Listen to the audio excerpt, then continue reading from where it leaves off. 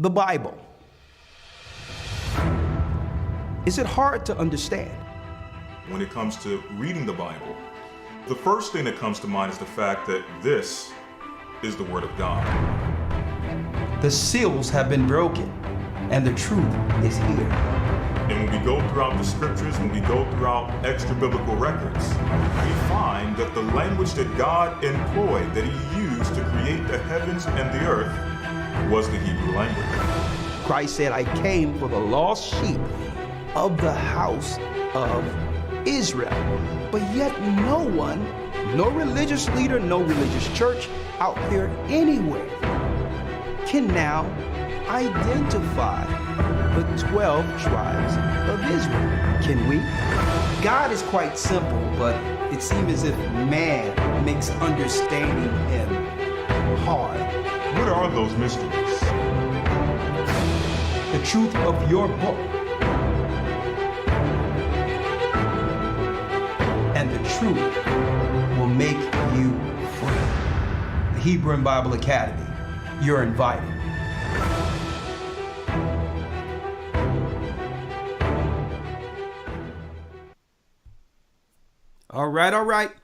All right. Shalom, brothers and sisters. Welcome to another broadcast. We're going to pick it up from where we left off last Sabbath.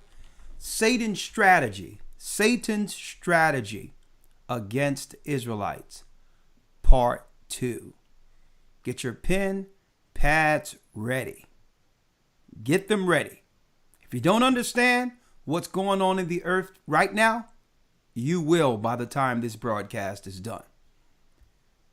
Let's go.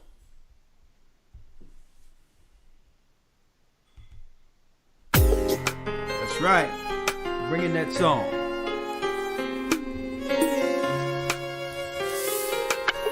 Come on.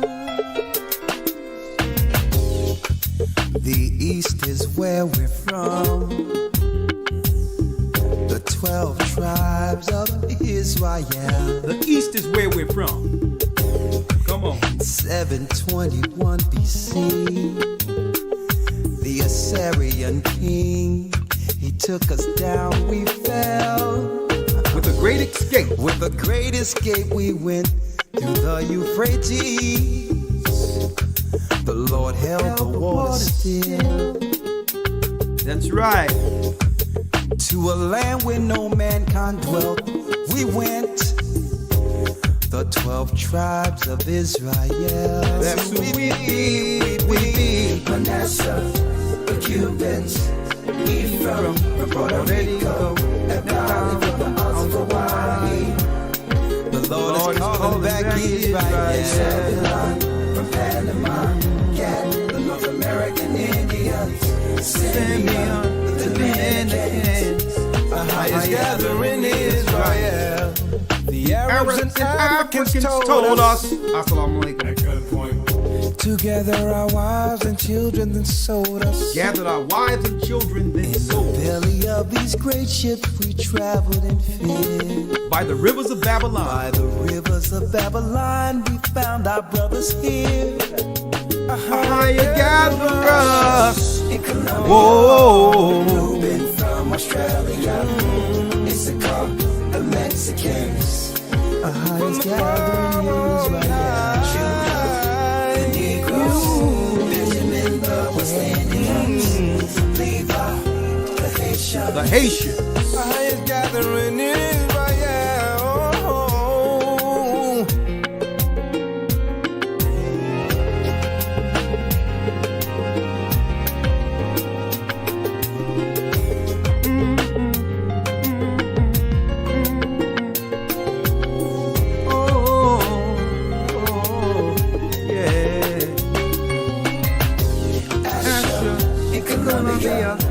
Reuben from Australia.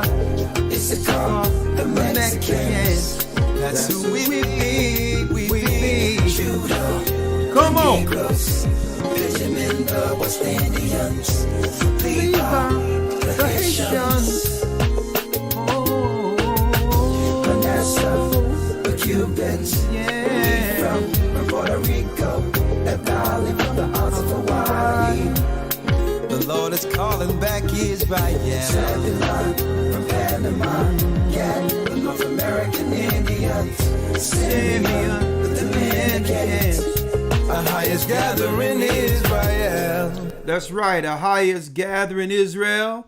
And I need you all to hit the like button. That's right, we're here on GOCC NYC as guests. We'll be right back with our regular channel. We'll be back. We're just invited as guests here. We're just guests at GOCC NYC.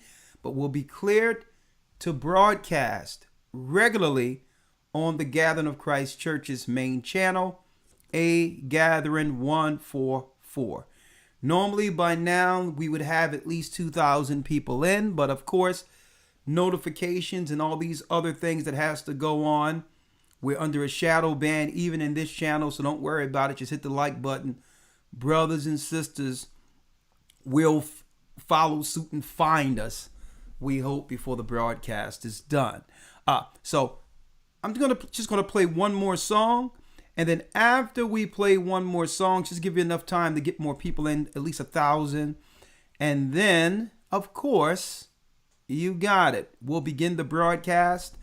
Part 2, picking up from where we left off this last Sabbath, Satan's strategy against Israelites. You don't want to miss this broadcast. Look what I have. See, they can't hide anything from us. I tell you this. I have a Flavius Josephus, and I was able to get this book. Check this out. There's a date on this book somewhere. Where is it? Where's the date at? There's a date here. The pages of stuff. Folks, this book is from 1816. I don't know if you all can see this. This book is from year 1816. 1816. This Josephus. And guess what? We got them. All these revised, updated books. A lot of this I'm going to be dealing in the academy. But folks, this is not a cheap book here. I'm going to tell you that right now. It costs an exorbitant amount, but wait till you see what's in it. Okay. 1816, this Josephus, chronologizing our captivity, actually going into the Romans coming against us. They knew that the slaves were Israelites, and it's all in this book. The update, if you got a revised, if you have a revised Josephus, a lot of information is missing. Guess what? There was no question during the time of slavery that we were the Jews, that we were the Israelites. It was no question. A matter of fact, they were negotiating with Israelite, that's right, princes and kings over in Africa who knew they were Israelites. All of these records and more will I be going into, folks. But I have some history for you today because a lot of people don't understand Satan's strategy against Israelites. Y'all don't understand. What you don't understand more so than anything, and what I run into with people right now, and especially in the midst of the pandemic and all that's going on and what they call a pandemic, I'm noticing that a lot of people are confused. They're making decisions strictly out of the fact, just out of sheer fear, or they just don't know what to do. So they're just going to make decisions to keep them and their family safe with no knowledge of what this time is, with no understanding of it. And guess what? The confusion is on purpose. I'm going to go into some of the history tonight, what I can, but I'm going to pick it up right this coming Saturday into the Hebrew and Bible Academy. Week 1, the creation of the universe. Let me play one more song, and then after that, we're going to jump right in. I have Lawyer waiting in the wings. We're going to play one more song. Please hit the like button. Let's drive this up well over 1,000 likes. And then after that, we'll go straight into it, okay? Let's find a good song. Unpicked Fruit. Unpicked Fruit. Come on. I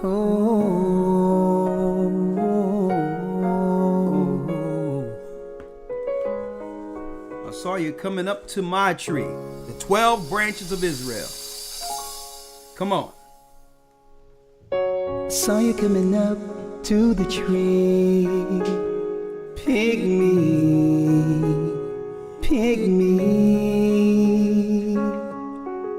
I'm ripe for the take, can't you see? Don't overlook me.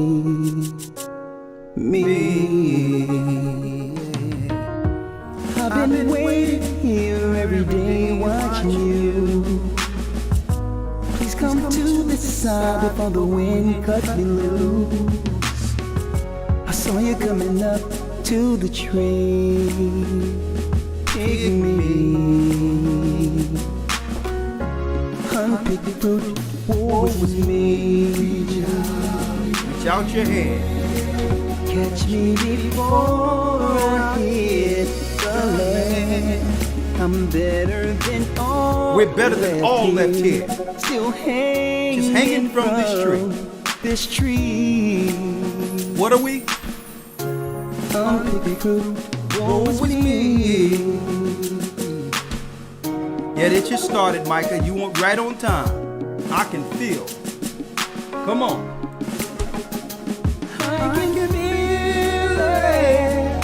Feel the weather changing. I feel the weather changing. Rain and shaking the leaves. This branch won't hold too long. So don't just stare and walk right by. Please reach out, oh, take me. Roll me. So don't just stare and walk right by. Please reach out and pick me. When they touched Israel, they touched the apple of the Most High's eyes.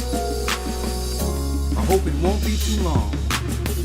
I hope it won't take long before you begin to turn. Turn our way. Turn my way. I'm strong and we'll hold on. I gotta hold on, but I don't know when. Win the day. When's the day? I'll fall away. I'll fall away. The Most High, he pick Israel. Don't go.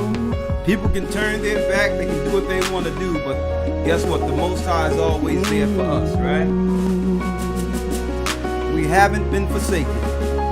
I can feel it. Feel the weather changing.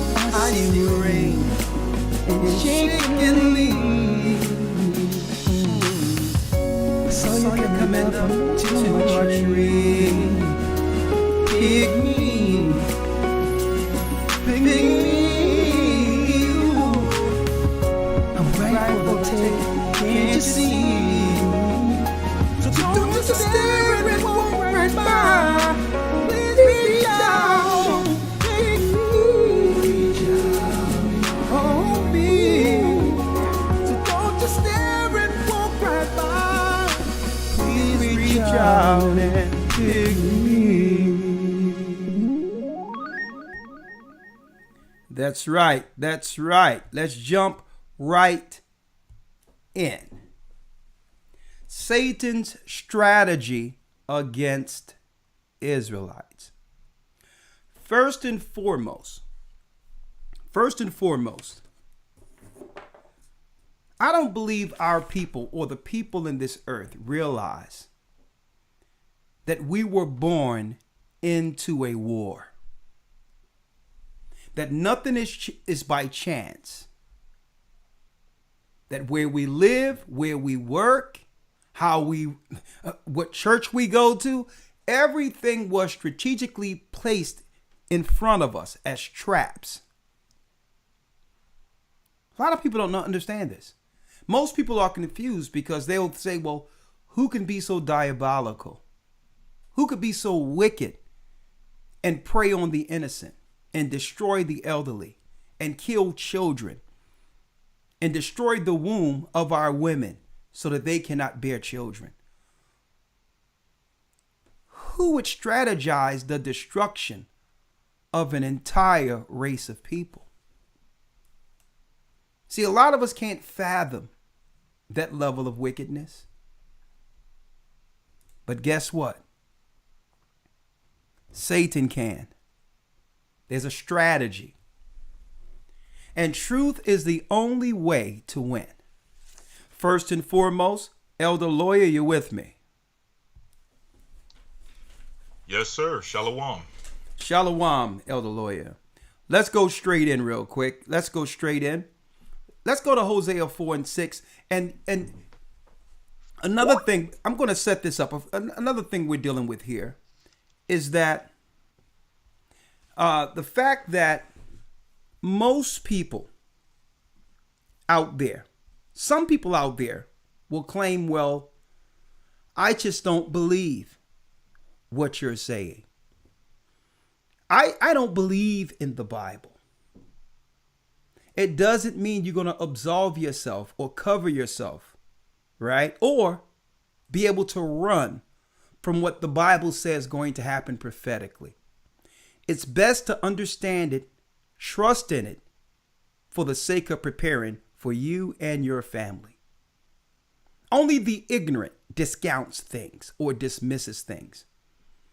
Esau, the white man, other nations never discounted the Bible because they studied the Bible to do what? To study us. Understanding that the Bible is a narrative, a prophetic narrative of what? The children of Israel, Israelites, the fall and rise of a nation.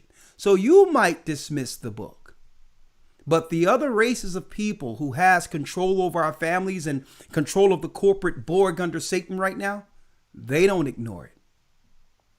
Okay, so it behooves everyone everywhere to get on board. Now, you're going to have some who will try to dismiss the Bible's merits, the Bible prophecies.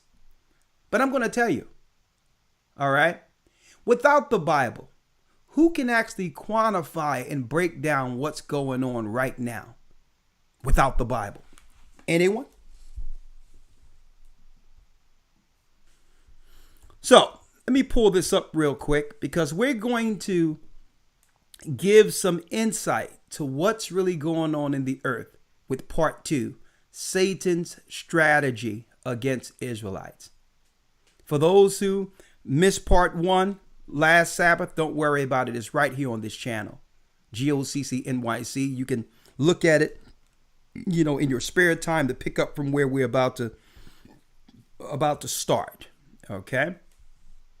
Hold on one second, Elder Lawyer. Get Hosea 4 and 6 for me. Yes, sir. Hosea chapter 4, verse number 6. My people are destroyed for a lack of knowledge. So why are God's people destroyed? Read it again. My people are destroyed for a lack of knowledge. What knowledge do we lack as a people? We have knowledge based on, our professions. In areas we're educated. So we don't lack the knowledge on how to operate in Babylon.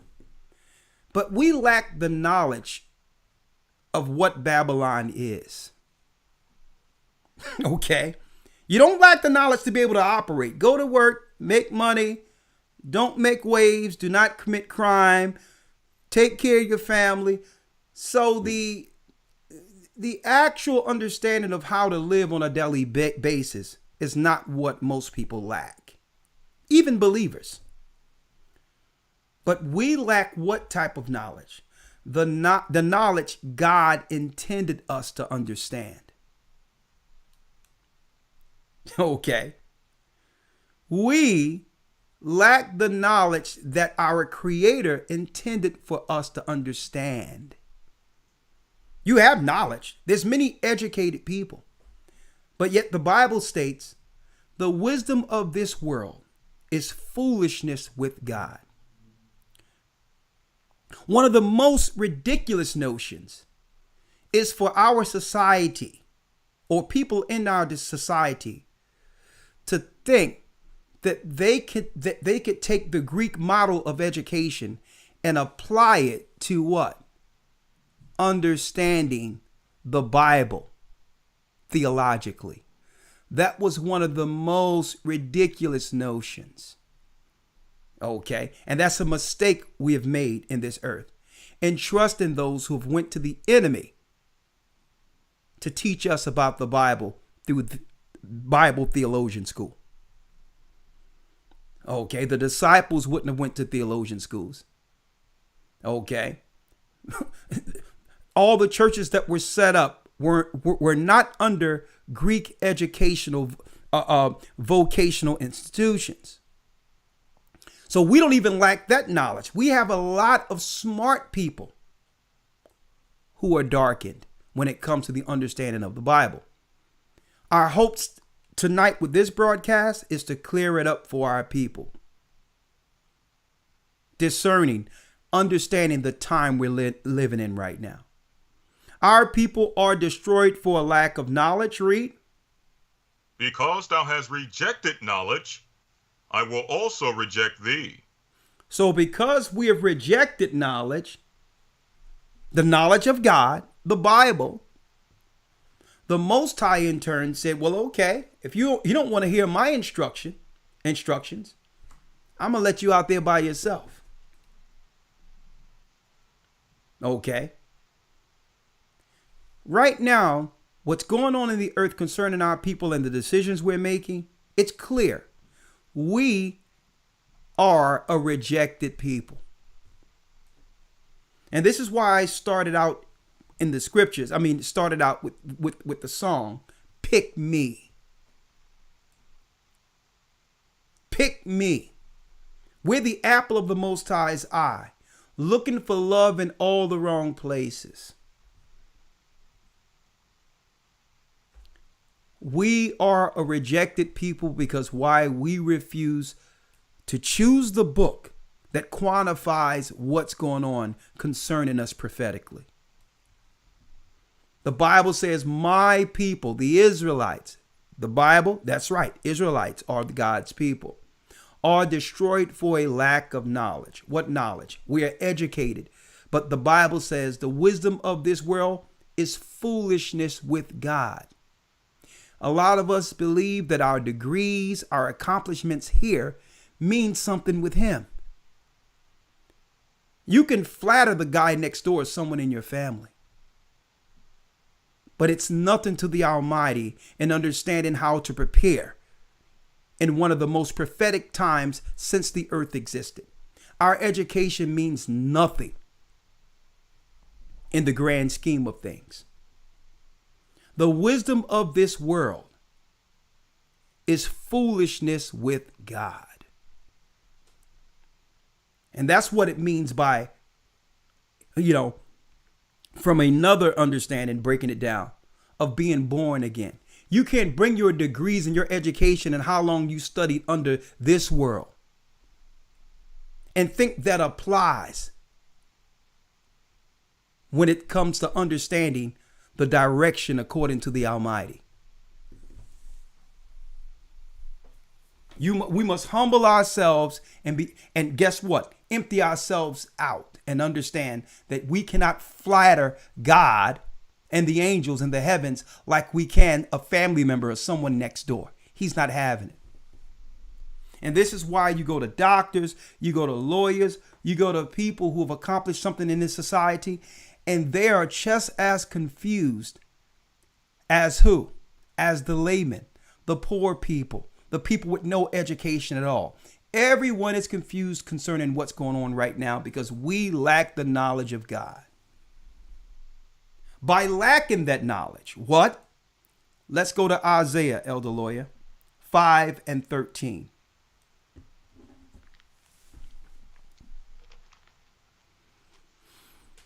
Isaiah chapter 5, verse number 13.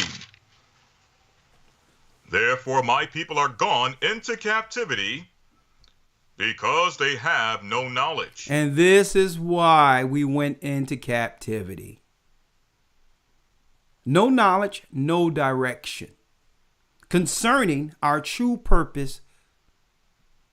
And keep in mind, our true purpose according to prophecy, according to what? Our God's purpose for us. By us losing that knowledge, following the Gentile nations, excuse me, it says, my people have gone into captivity because they have no knowledge. Read it again. Isaiah 5, verse number 13. Therefore my people are gone into captivity because they have no knowledge. Because they have, and guess what? You get knowledge today. You will receive knowledge today. Satan's strategy against Israelites. Some people might ask out there, why is it that so many people you run into, family members, people at the work, people who you thought had it together, why are so many people confused concerning what's going on right now? Should I follow the advice of the media? Should I get this medical procedure? Should I do this? I'm not sure whether or not I should do this or not.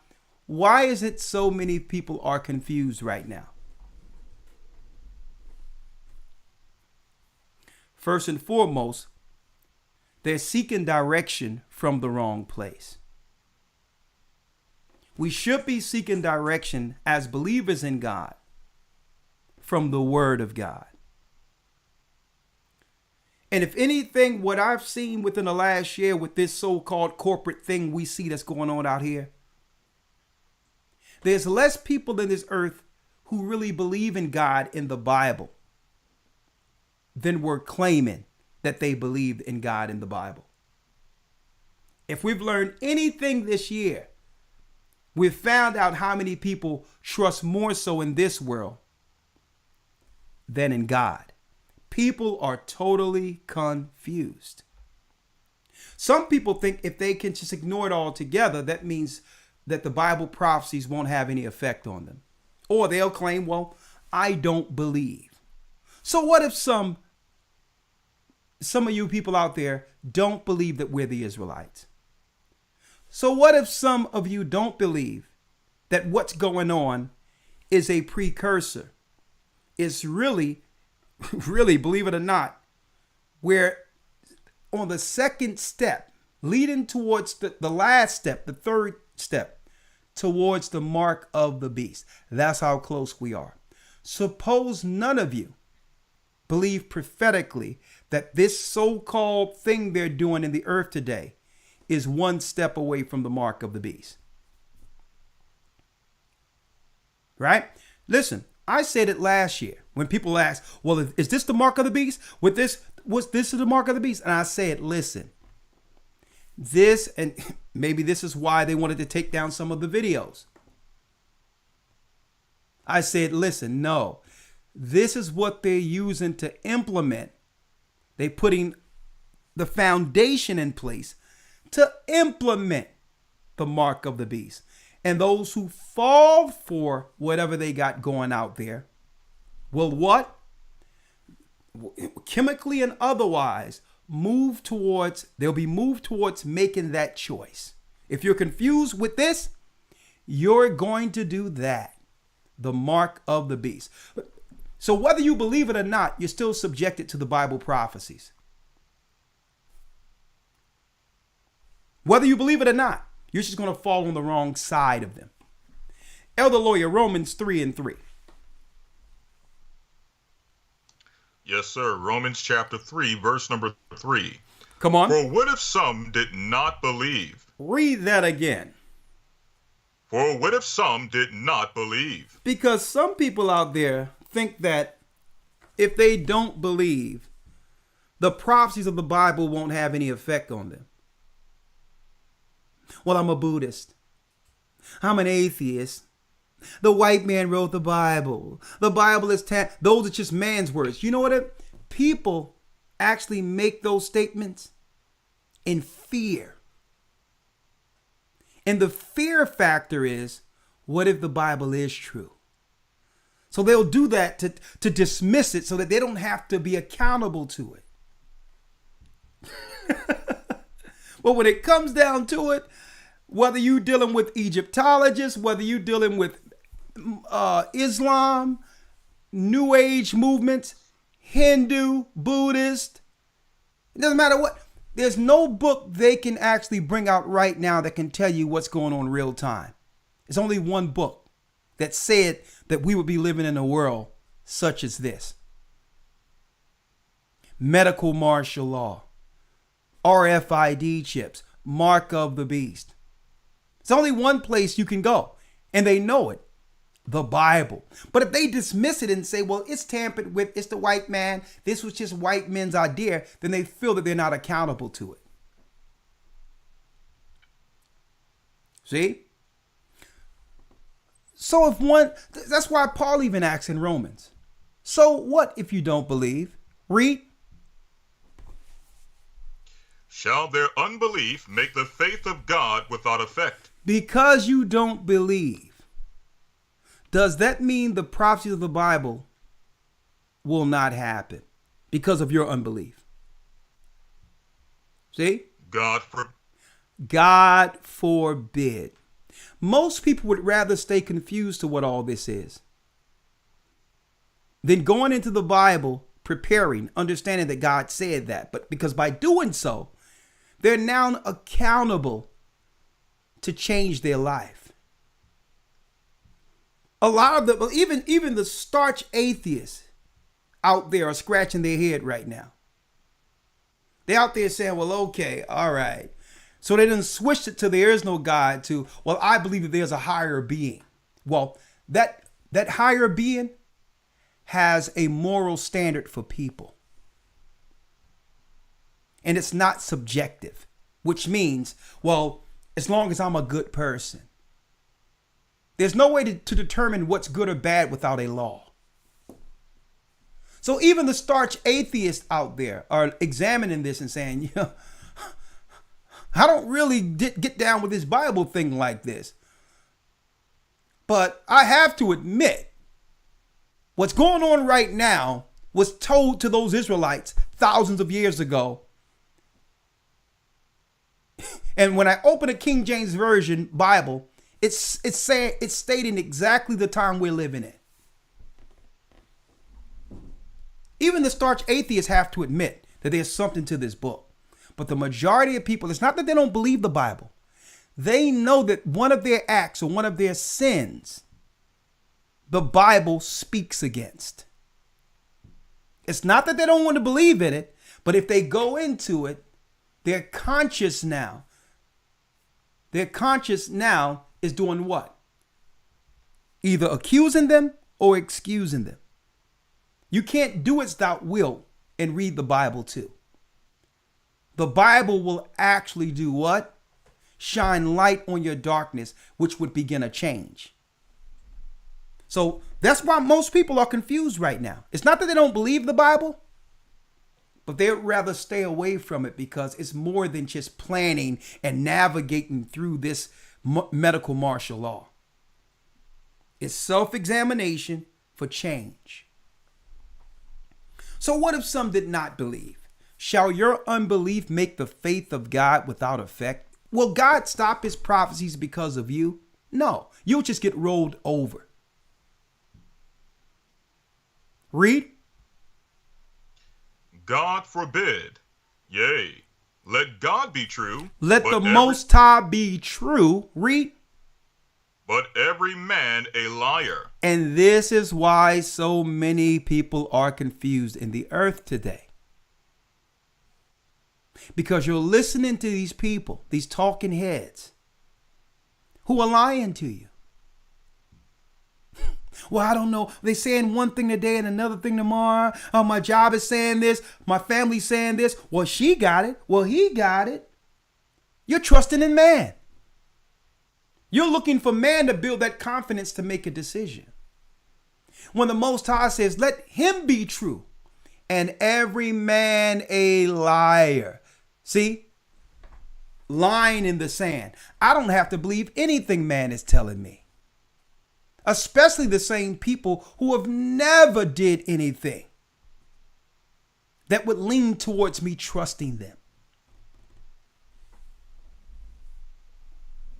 They have never done anything that was good for our people. Why should I believe what's going on now is what we should follow and what God want me to prophetically? So if I lean more towards the Bible, I'm going to say, I'm going to let God be true to what this is. I'm going to find out what God say about this. And I'm going to start off by understanding every man is a liar. And guess what? And if you want to, you can include me in it. You can include me in every man is a liar. You throw me there too. But open up the book and read it and see what God is saying. You don't have to believe me. I'm going to show you what God says. See? This is how you try the spirits to see if it's of God. So you're not deceived or confused to what time we're in. And guess what? We're not in a position right now where your decisions, keep in mind, folks, we're right now where we are prophetically, your decisions can mean life or death, literally. You're not in a position to get this wrong. Make a decision today based on the hysteria that will affect your health and spirit long term, well beyond this so-called campaign they have out here right now. You can make that one decision without trusting God first, and it can literally mean your life. So why are so many confused? People confused right now. Well, I don't know. They saying this. Well, I don't know. It's like people are afraid to actually talk about it. People are afraid to talk about, or just be honest to say, you know what? There's something not right about all this. People are even afraid to say that. In fear of losing family, in fear of losing their jobs, in fear of not being the dark sheep or the black sheep of the conversation. A lot of us are afraid to say, you know what? Something just isn't right with all this. You're wrong for even thinking all of this. Thinking that, hold up, let me sit back and see how this thing pan out first. Why are people confused?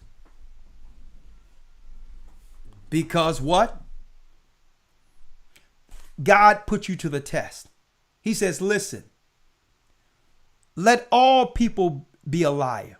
Let me be true and every man a liar. Trust on me. I'm going to show you out of the word of God what's going on so you can make a conscious decision for your future. Because a lot of these decisions, you're not going to be able to reel back. You will not be able, you can make it a decision and get something chemically happening with you, spiritually happening to you, and you're going to realize that decision, all the hysteria and smoke that they were drumming up wasn't worth the choice. Let's go in now. We have about 2,000 people in, but come on, folks. It doesn't cost you anything to hit the like button. A lot of people are waiting on the other station and don't even know that we're here. Help us out. Hit the like or the dislike button. I don't care. So we can drive the traffic here until we're back on a gathering 144. In the meantime, let me make an announcement real quick and we're going to jump right in. Brothers and sisters, we have less. Hey, matter of fact, this coming Sunday,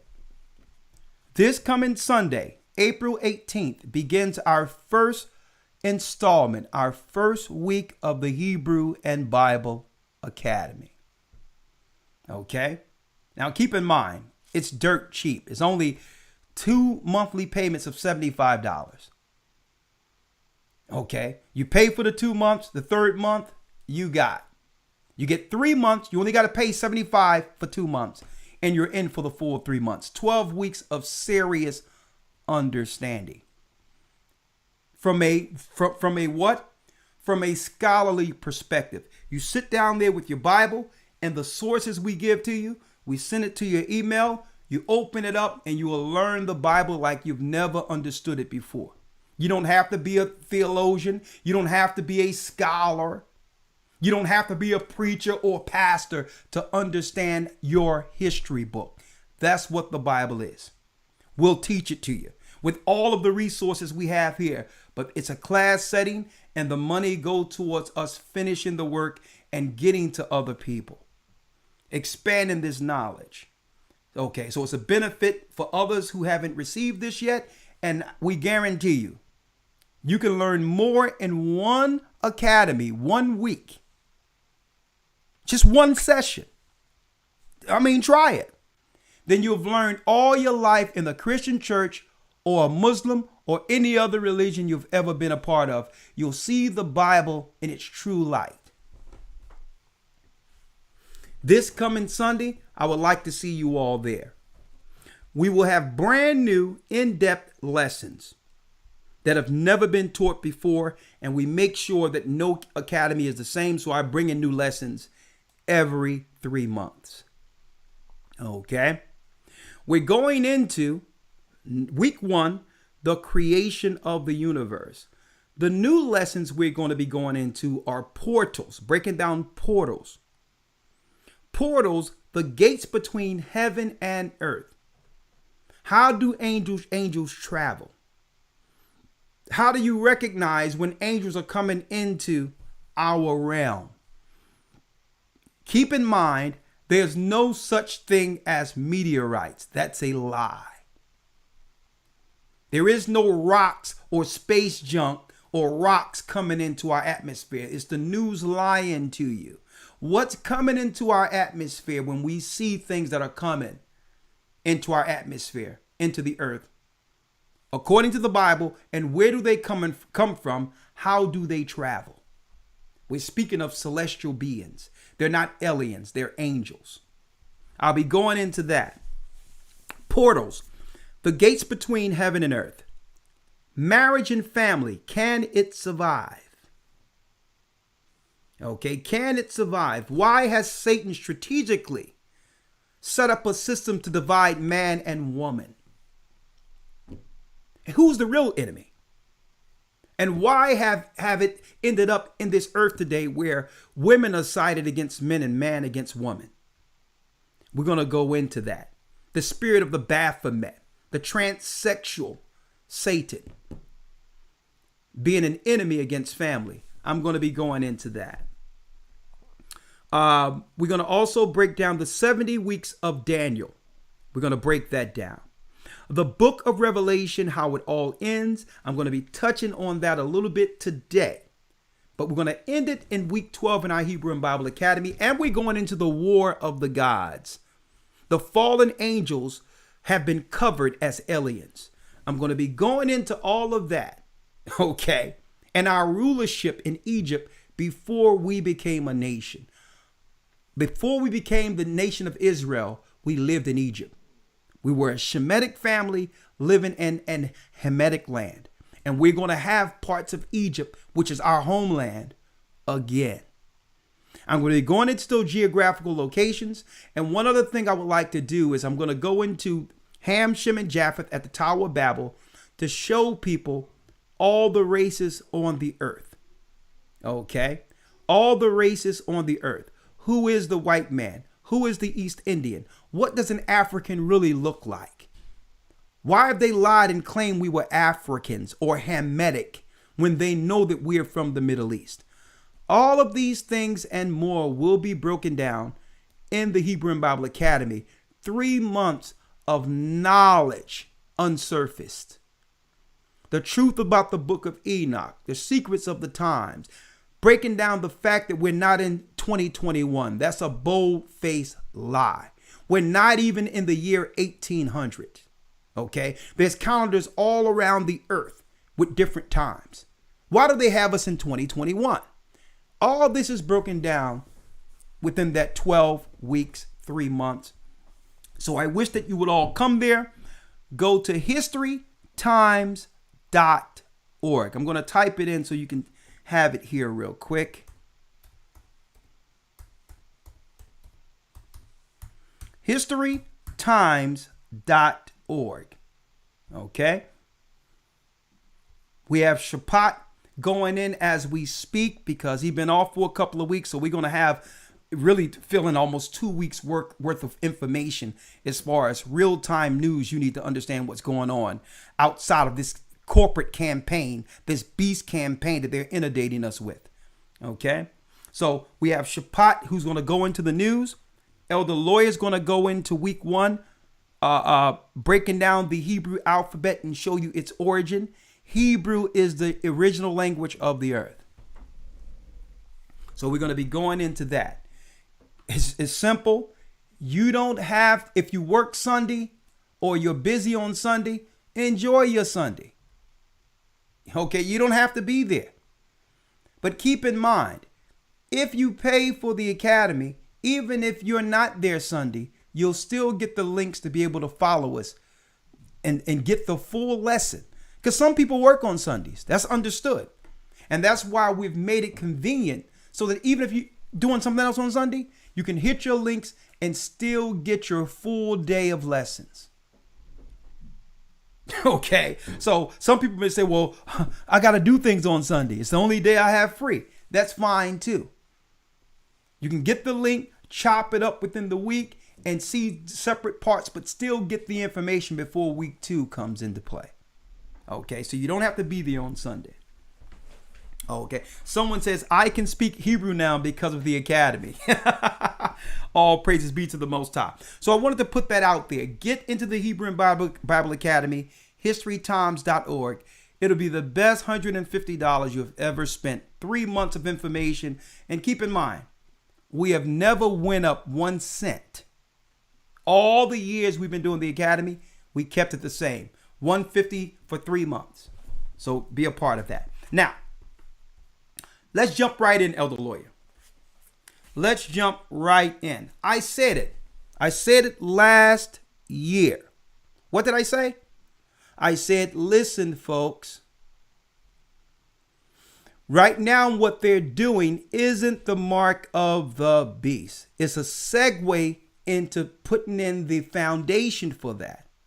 Those who get the chemical Satan serum will be more so moved towards a large demographic of the population who will eventually get the mark of the beast. If you make this decision now, what's going on chemically in your brain and all that for making this decision, they'll have you for the mark of the beast. It's a segue into the mark of the beast.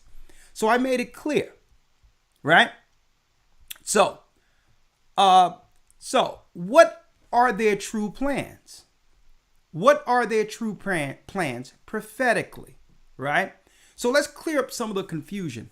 What are their true plans and who is their plan against generally, typically? Elder Lawyer, let's pick up from where we left off at what Christ said about Vespasian and Titus. Let's go there. And I'm going to pull up Vespasian here. Vespasian is a Roman general. I'll give you a little history right now. Vespasian was a Roman general. Okay. Years subsequent before Vespasian, there was another ruler. His administration was before Vespasian, and his name was Nero. Nero burned a few places in the market and blamed it on black Israelites who were Christians. And because of this, the Senate of Rome voted unanimously to begin to police Jerusalem. So we started to see foreign troops, military, police, all amongst our society in the first century due to a lie that was propagated by the Roman emperor. Why am I going here? Because there's nothing new under the sun. That same Roman Empire, which is the fourth beast, at the very end of time, according to the Bible, would have a mark.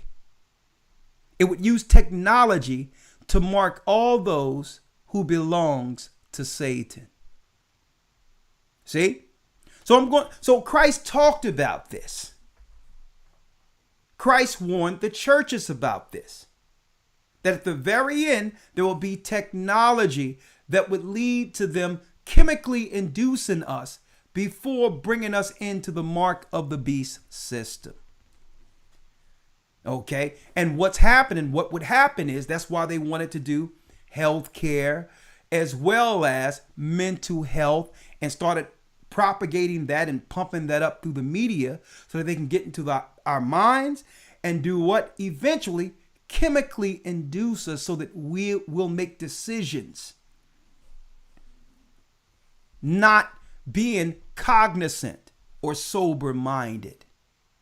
See, they wanted to cloud our minds, get us on psychotropics, get us disoriented through chemicals, so that when they bring forth the last foot, which is the mark of the beast, the majority of the people will be what? So sick they'll need to comply.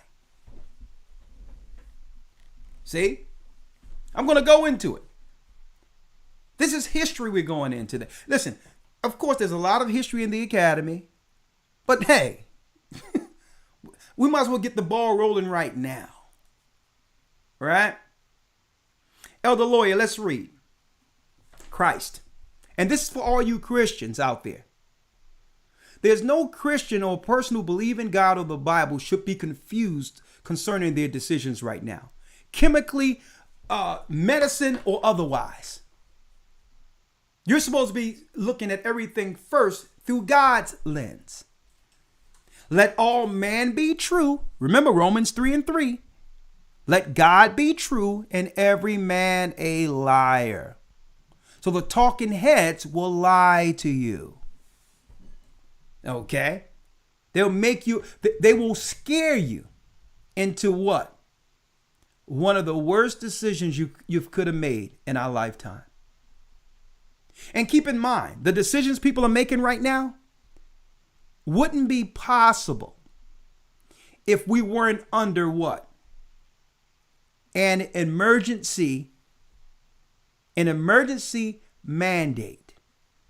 None of this would be possible unless there was an executive order under an emergency. That means there's no way none of this stuff could have been possible where these choices have to be made in a certain amount of time if it wasn't for them stirring things up and signing an order that would have it where the corporate world, the pharmaceutical world, or whatever the case is, wouldn't have to go through certain, obstacles when it comes to releasing certain things on the public. Let me put it that way. All of this is prophesied out of the Bible. So you have to understand their end game. Nero burned certain merchant stores on purpose to incinerate the people, because the people is like, I can't go to market. I can't shop like I normally shop because of those black Israelites, those Jews, those Christians. And really, it was the military that Nero paid to dress up and look like us, to burn different merchant stores and all that. And the stores were closed down and the markets were closed down because of the black Jews, the Israelites. See, back then, there was no such thing as white Christians and pagan Christians. They were the vast minority. The Christians predominantly during the time before we fell in 70 AD were all black people. See? So what they did was they burned the merchants, knowing that it would do what? Incinerate the people not being able to shop and go to market and do the things they would normally do with their families. You understand? So now all of Rome have been inflamed against us. And then what happened?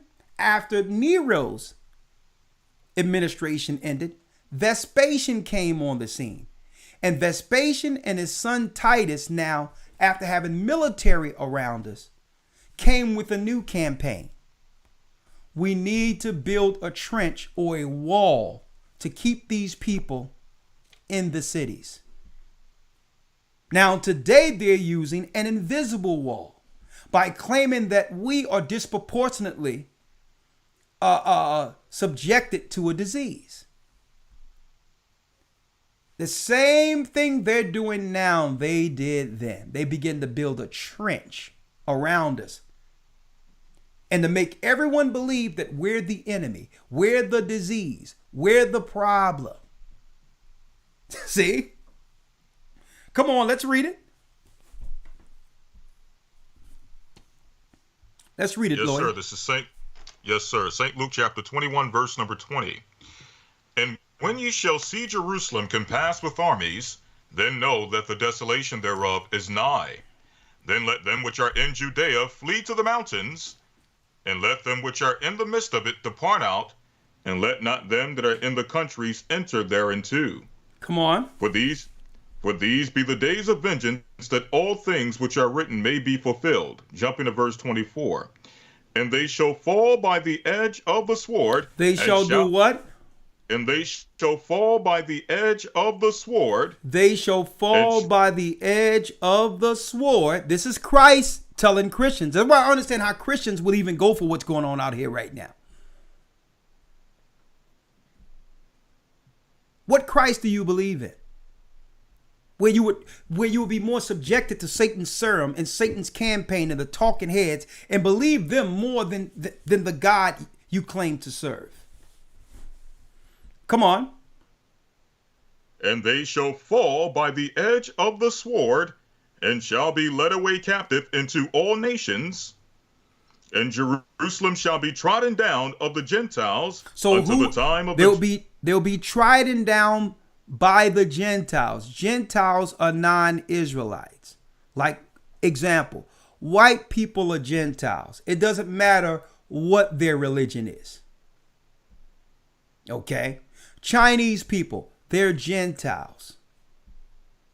Ethiopians, not the ones where the blacks dispersed amongst them, are Cushites. They're Gentiles. Like Haile Selassie, he wasn't an Israelite. He's a Gentile. Okay? You have to understand what a Gentile looked like. An East Indian, not those who were dispersed in East India because they have a caste system, knowing that blacks went in to what? India. Even Timothy, one of the disciples, was buried where? You got it. In India. But they have a caste system because they have enslaved and did things against us in India too. Those that are here in the Dunkin' Donuts with the dots on their heads and all that, we're going to be going into the religion, the Babylonian religion of East India. And guess what? They brought them over here to work and to gain high positions as doctors and others because they're already used to a caste system in their homes where they're raised to believe the darker you are, the worse you are as the person. And they believe that within their society as children, that the darker you are mean that you were meant to serve under their ideology. And this is why they're bringing a lot of the East Indians who are Gentiles into America right now and giving them positions to tell us what we need to do. Okay. They're Gentiles. We're going to be going into that, but come on. Verse 24. And they shall fall by the edge of the sword, and shall be led away captive into all nations, and Jerusalem shall be trodden down of the Gentiles, until the time of the Gentiles be fulfilled. Until the time of the Gentiles be fulfilled. So the people in the Middle East right now that's on our homeland, they are Gentiles. So when it says, Christ says they'll be there until the times of the Gentiles be fulfilled. It so happens that their time is almost up. This is why they're ramping up campaigns to get rid of God's people. Now, those that would trust in this system, trust in Babylon and believe them, You were born to be destroyed.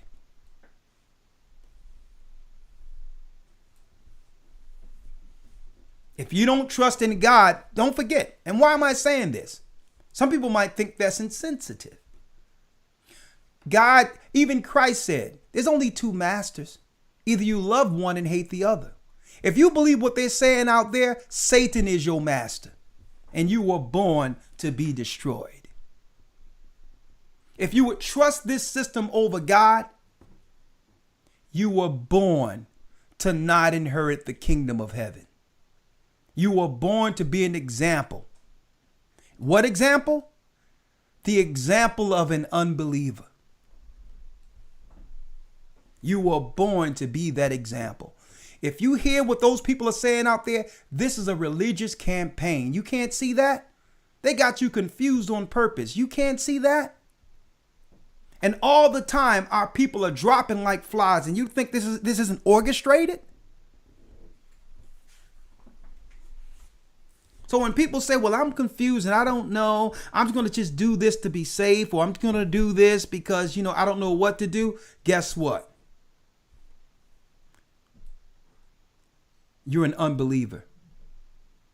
And whatever comes from your decisions, it was on you. So the Bible says Christ said we would fall by the edge of the sword and be led away, what? Into captivity. Amongst all nations, amongst all races of people, every race of people would have an opportunity to do what?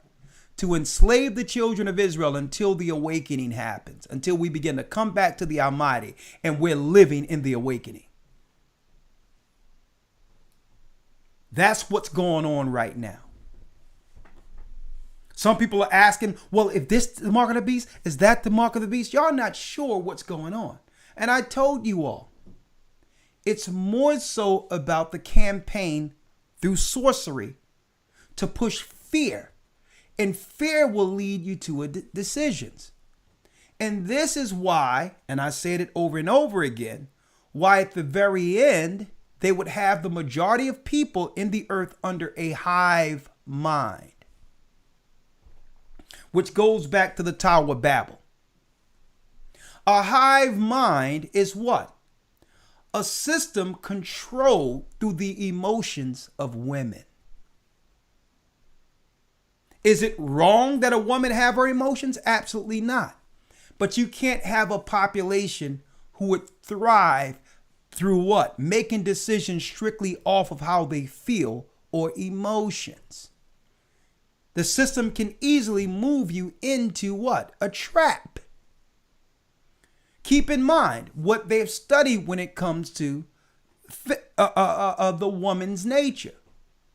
Women are more agreeable in most circumstances.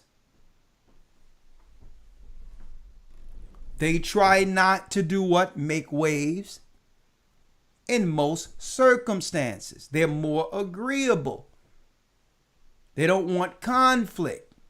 They'd rather go along than deal with conflict or try to talk or feel their way around confrontation, usually. So they wanted a hive mind, Queen Bee at the top, Semiramis, to teach the children to be more emotional, to do what? To make decisions outside of rational, sound logic. This is where we are as a people in the earth today. My people are destroyed for a lack of knowledge. We're not using practical logic to make decisions. And guess what? This cloud of confusion was stirred up at this particular time because God is speaking to his people. The hive mind, to build the Tower of Babel. If I can keep people confused, I can progress them into our agendas. The hive mind. Let me show you real quick. Hold on, Elder Lawyer.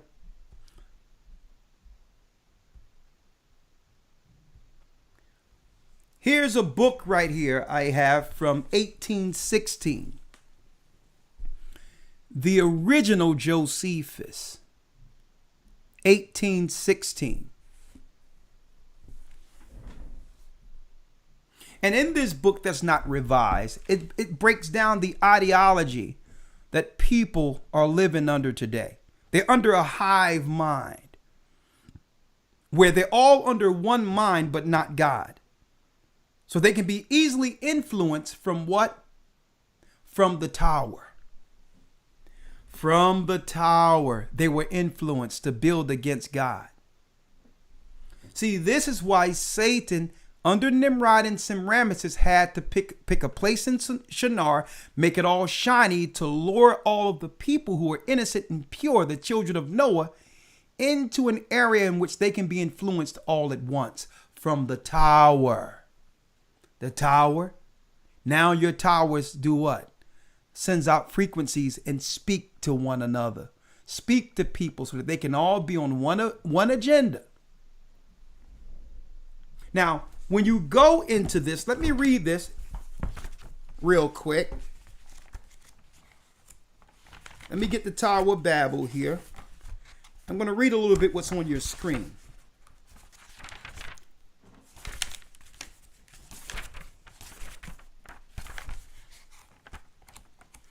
Get that for me again. Somehow when you grab it, it falls right in place. Right? Let me know when you have it. Okay. Tower of Babel. Now, as you can see, let me blow it up a little bit here. As you can see, brothers and sisters, that looks like a beehive. When you hear of Queen Bee and Queen Bee, that's Semiramis, the virgin mother of Babylon, the demon that's being worshipped, the demoness that's being worshipped on Easter. Now, when you hear about the beehive and the Queen Bee, it's an ideology that does what? It brings men and women under Satan's agenda. Through what? You got it. Through the worship of her fertility. What we call sex. Okay? It's part of the magic that would progress Satan's system to be aligned into following him through her fertility. The Queen Bee, they work for her agenda. Satan directs her and she directs the beehive. This is why we have a campaign today where you rarely see any black men at all. For any campaign they're moving, they're using the Queen Bee. And this is how they move society to go against God in the beginning. They would make it where the woman would be the matriarchy or power over a civilization. And there's only one race of people in the earth who has it so. Every other race of people don't have a matriarchy over the families. That was on purpose, folks, to destroy the children of Judah. Let me read this real quick at the Tower of Babel. Let me read this. Now, I'm going to go into it because this is really a historical study. More in the academy, but I'm going to just give y'all some pieces of this. This book, 1816. I was able to find this book. It's so old. It reads here. Let me read it. Now, the sons of Noah were three, Shem, Japheth, and Ham, born 100 years before the deluge. That means before the flood. These first of all descended from the mountains into the plains and fixed their habitation there and persuaded others who were greatly afraid of the lower grounds on account of the flood. And so were very loth to come down from the higher places to venture to follow their examples. Now, the plain in which they first dwelt was called Shinar. That's modern day Iraq, folks. God also commanded them to send send colonies abroad for the thorough peopling of the earth, and enjoy its fruits after a plentiful manner. But they were so ill instructed that they did not obey God, for which reason they fell into calamities and were made sensible by experience of what sin they had been guilty. Or when they flourished with a numerous youth, God admonished them again to send out colonies, not to be altogether condensed into cities to be controlled.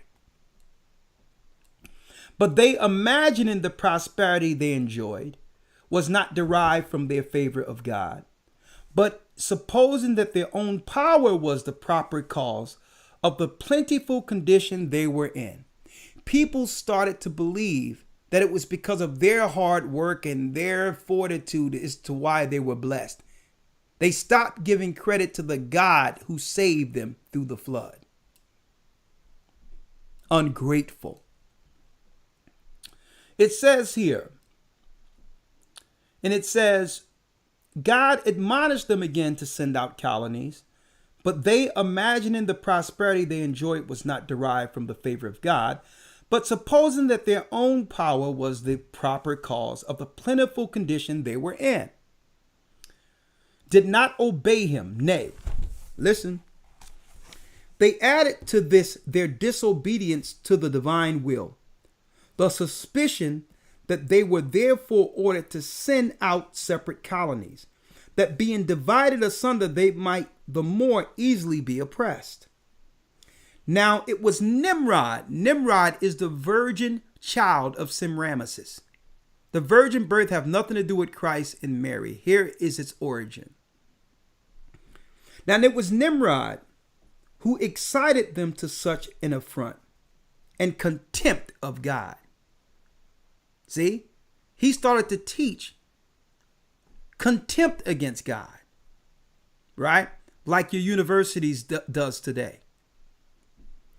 He was the grandson of Ham, the son of Noah, a bold man and of great strength of hand. He persuaded them not to subscribe to God. Don't believe God's word. Sounds familiar? And if it was through his means, they were happy. It was through the government he established as to why the people would be happy, not God. But to believe that it was their own courage which procured their happiness. He also gradually changed the government into tyranny. So he started out rewarding the people, giving them freedoms, but that same freedom turned to tyranny. Sounds familiar? Why am I going into this after going into Christ and the Roman Empire? Well, Rome ended up picking up the same religion and government of ancient Babylon to enslave us.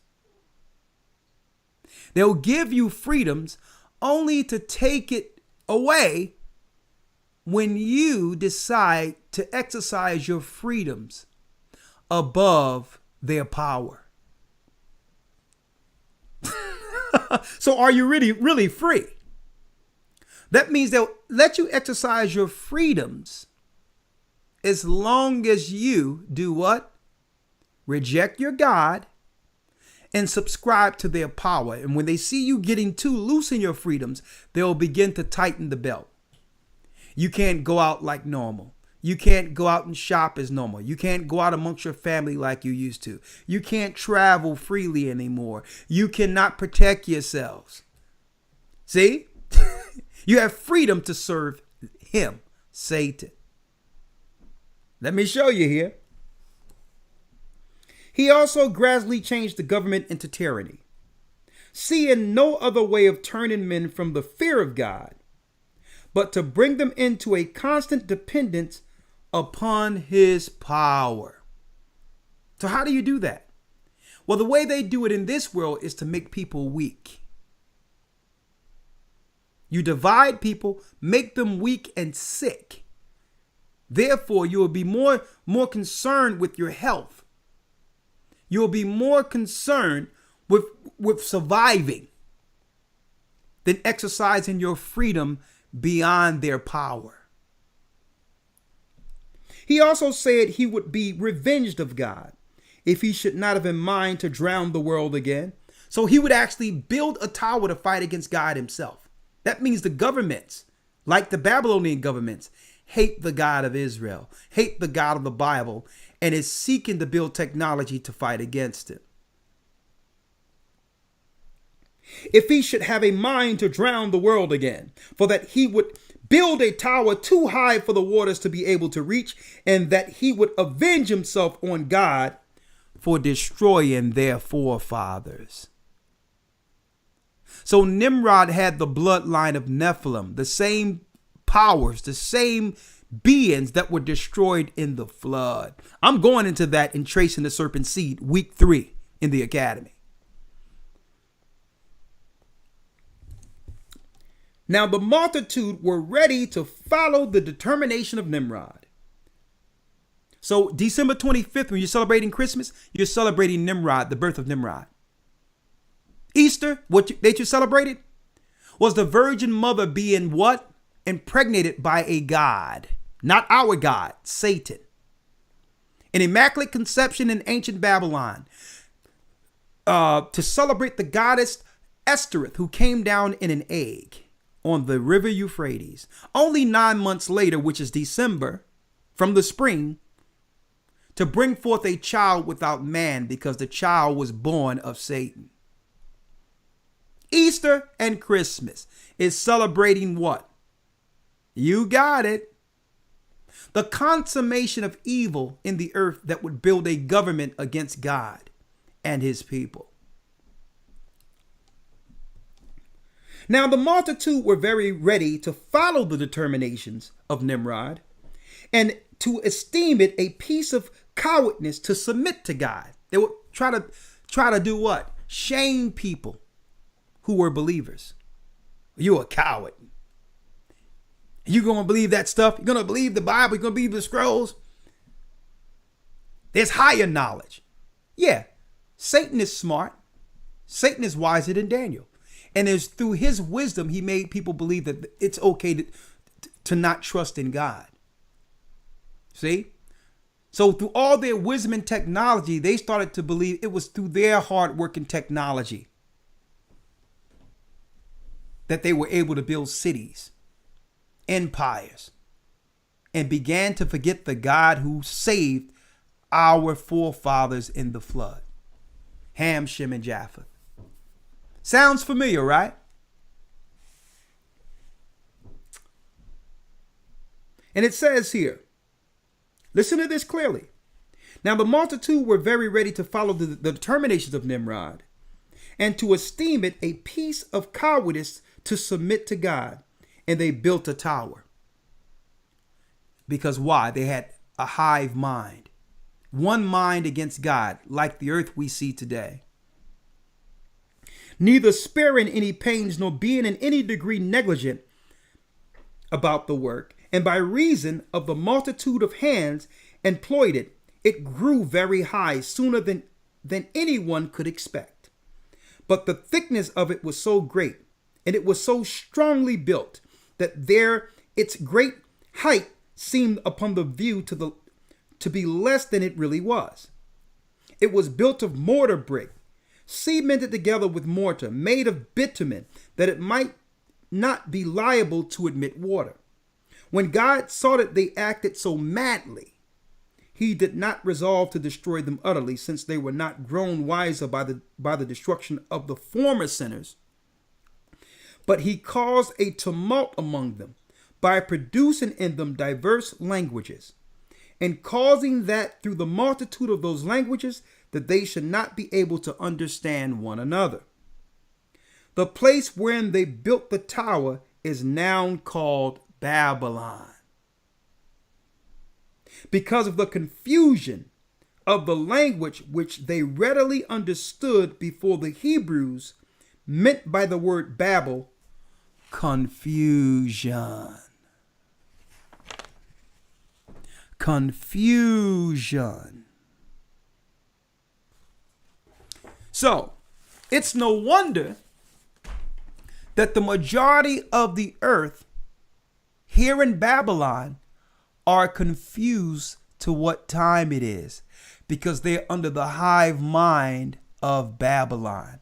And when you're not following the God of the Bible, the God who destroyed the tower, the God who destroyed the evildoers before the flood, you are now in the mix of confusion the Most High destroyed in the beginning. That's why you don't know what decisions to make right now. But those who truly believe in the Bible and understands its narrative know what time it is. What's going on in the earth right now is spiritual tyranny aimed against God's chosen people. It's a strategy against what? It's a strategy against Israelites. Against Elder Lawyer. Yes, sir. All right. Now, we're about to go in now a little bit. Because that fourth beast, which is the Roman Empire, started with destroying our people. That fourth beast, brothers and sisters, would at the very end have a mark. And I'm going to go into that. But before I go into that, I played this last year, and I think people need to see it right now. People need to see it right now because I told brothers and sisters, I told them that what they're doing right now is just a campaign that will lead to the mark of the beast, a spending system established through what? That's right, microchipping all of society. I said it last year. And I'm going to play the video that I played last year from the late Aaron Russo, the producer of Trading Places. And a lot of people, folks, I'm going to tell you right now, a lot of you slept on the movie Trading Places. Where here it is, Eddie Murphy, a 2-bit hustler from the ghetto, uneducated. And there was a bet between two rich elite powers who came together in Philadelphia and said, I can make him. Now listen to me clearly. I can make, hold on.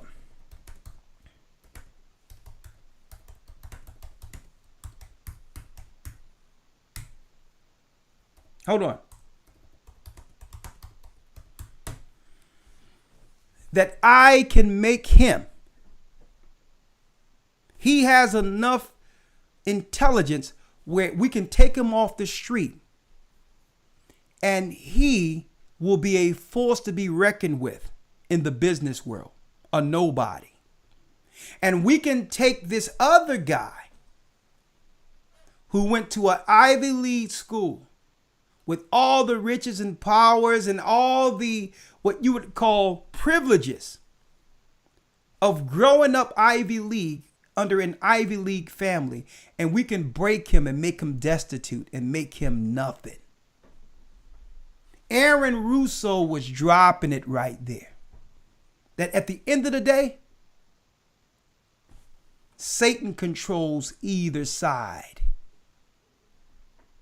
under his world. And it was just a dollar bet for them. But it was showing something prophetically, though. Prophetic. That when you put our people in certain environments, even if we don't have the know-how in school and schooling to do so, that we excel. See? You have to realize they only created schools to do what? To make a caste system to keep us from excelling above them. But when it comes to naturally surviving and actually having tact and picking things up, we can pick up things without having school at all and excel beyond those who went to school for the same positions. Folks, Aaron Russo was dropping it. The educational system they set up in this world It's just a caste system to keep us from actually achieving success and power like we do naturally. And they don't want you to know that they know that exists in us. That's why they have to put in all these societal barriers to keep us from achieving greatness. So I'm going to drop this right now. What did I say? Now, this is not my news. This is RT news. Pentagon creates a microchip that will detect the Colt 45 under the skin. Didn't I tell you? I said that, quote unquote,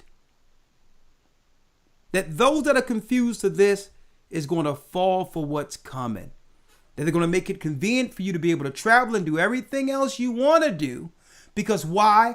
You can walk through an airport or walk around and they'll easily be able to scan and detect whether or not you're diseased. The same way they're checking on whether or not you have a fever right now. You think those things are only calibrated to see if you have a fever? No, they'll know if you have COVID just by you walking into a building. But not if you're not what? Microchipped. So what must they do first? They must get the serum and metals in you so that you cannot reject the next technology to come.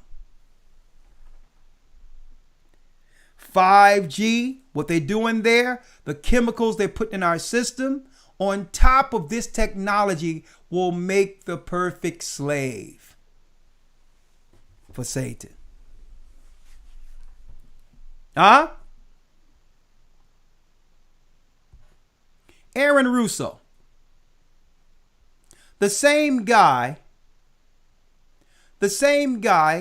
he died of cancer, but he said it years ago in the early 90s, folks, what their real end game is. It's not about the Colt 45 serum.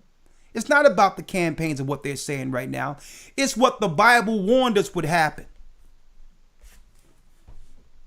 Let's listen.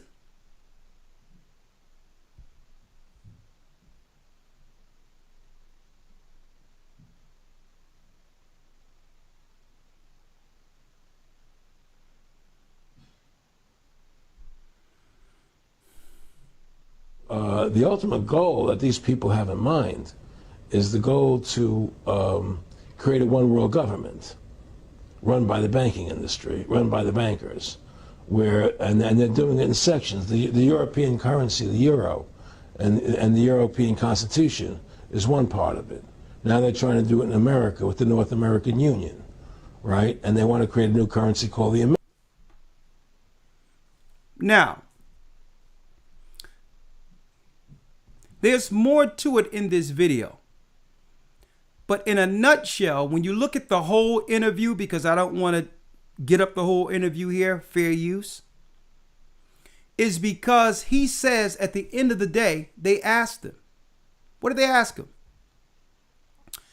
They asked him, he says, man, why are you trying to do this to the people? Why don't we just, let the people alone? He says, listen, and they told him, the bankers, the Rockefellers, what do you care about these people? Take care of your own family. But what did he say? Let me let you hear it. Just one piece. I have to keep it, I have to keep it in a way in which, in respect of what's going on here.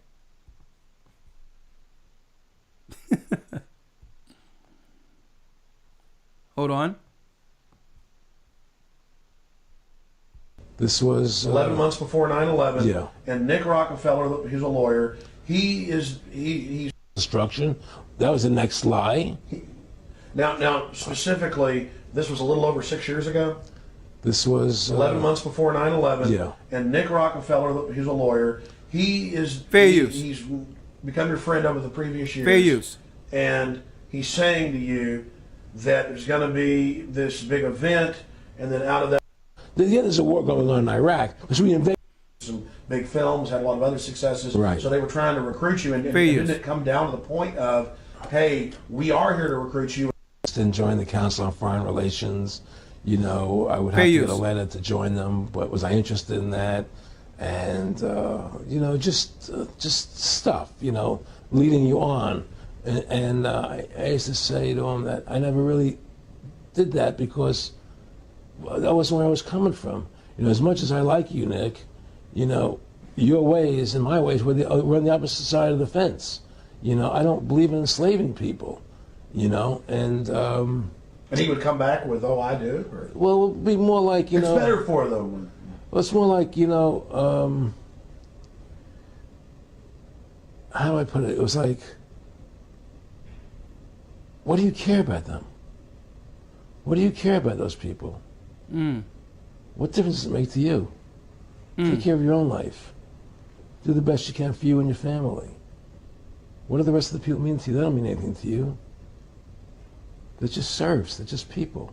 You know, it was just a lack of caring, you know, and that's just not who I was. It was just sort of like cold, you know. It was just like cold, you know. And I used to say to him, what's the point of all this?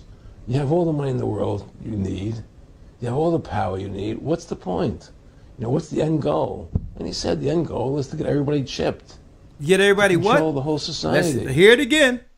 You know, it was just a lack of Fair caring, use. you know, and that's just not who I was. It was just sort of like cold, you know. It was just like cold, you know. And I used to say to him, what's the point of all this? You have all the money in the world you need. You have all the power you need. What's the point? You know, what's the end goal? And he said the end goal is to get everybody chipped, to control the whole society, to have the bankers, the elite people, you know, the bankers and some governor controlling the world. And I said, do all the people in the Council on Foreign Relations believe this way you do? He said, no. You know, most of them believe they're doing. What is the end game? He was asked. Aaron Russo, the producer of Trading Places, they say, listen, we like you. You have talent. You're gifted. Come amongst us. But this guy had a conscience. A little after this video, quote unquote, he came down with cancer. Okay? Here it is, folks. Folks, this was way back in the early 2000s that he said the end game is to get everyone chipped. Why is so many people confused? The Rothschilds breaks down to blood childs. Esau's children, the red child. See, unless you understand the Bible, how can you believe the beast? Can't you see what they're doing here? So a lot of people think this campaign is strictly about disease. No, it's about getting something in you that would have you comply for the end game. And the end game is to kill as many people, if possible, before Christ returns. Exactly. Especially if they're Judah, Benjamin, and Levi. That's the end game. Now, you can believe them, but the Bible says, let God be true and every man a liar. You can believe what they're saying if you want. But you know what you're not going to be able to say? You weren't warned. That you wasn't warned. You're under the hive mind of Babylon, in which they can control a large population through fear and make decisions strictly off of emotions because you're under the spirit of the queen bee. See, a person that's rational, who think and operate and make decisions like men, aren't easily triggered through fear to make decisions. So they had to put everyone under what? The spirit of listening to women. Okay? And there's nothing, a woman in all her glory and her femininity is needed. But the Most High made man for a reason. He gave man the power to do what? To have dominion on earth, to make the decisions for the woman, for the family. And if you do it out of course, what would happen? The society spirals out of control because there is no balance. You can't make decisions strictly off of emotions. It's called the hive mind, being under the psychosis of Semiramis. Now, elder lawyer, in game. Let me pull up Eastward right here. In game. I told you I was going in. Now, a lot of things, guess what? It so happened, if we want to keep these channels up, certain things we can't even show at all. So I'm working on Patreon to launch that Monday, right after the academy, for certain things that we can't show here because we don't want our channels deleted to be able to speak freely. And on this platform, we can only show you Bible things like we're breaking down now and certain clips that are already approved through Facebook or YouTube under fair use. Okay, so we have to be very guarded in what we say and still be effective to give you the information to make the right choices according to God and get ourselves together before the other shoe drop. So we're going to set up Patreon that will be ready to go. I already have AC working on that in the background starting Monday. And we're going to also be able to drop some of the news that we can't drop here to speak freely in the academy. So I hope you all are there this Sunday. End game. Now, was Aaron Russo making that up? The Rothschilds told him the end game is to do what? What you care about these people? They're your servants. The end game is to get all people chipped.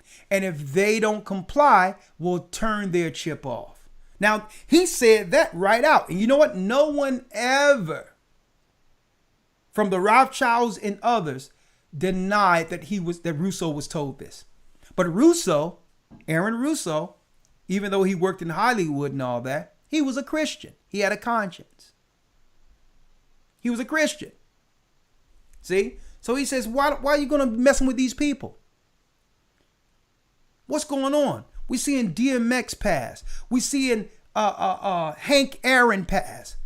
We just seen Marvin Hagler pass. We're looking at all these people and aren't tying two and two together. It told us in Second Baruch, it told us that right before the very end, there'll be the fall of the great ones. And y'all not putting two and two together. They're squeezing us. They're squeezing our people who have the resources to help us on purpose. They're squeezing the people, be it in the sports arena, the entertainment arena, because they know in order for these people to sustain their lives, they must be able to travel and tour. And that the majority of the money that we make as a people is predicated off of large gatherings coming to see us. See, the corporations don't have to worry about that. They can have a whole stadium with banners and just pay for advertisement so that people can buy their products. They don't need a crowd to survive. But it so happened that the demographic that has an impact on helping our people financially are primarily in the entertainment field. So this is an attack on what? Whether or not our people can sustain financially to help us, to help the poor. You can't see this?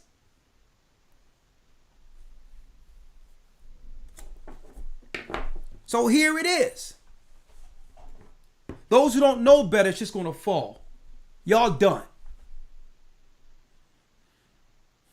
You're going to make decisions. You're not going to be able to draw them back because the Bible says if you make the decision and follow the beast, the Babylonian serum, the Babylonian ideology, the Bible gives us prophetically what's going to happen to you.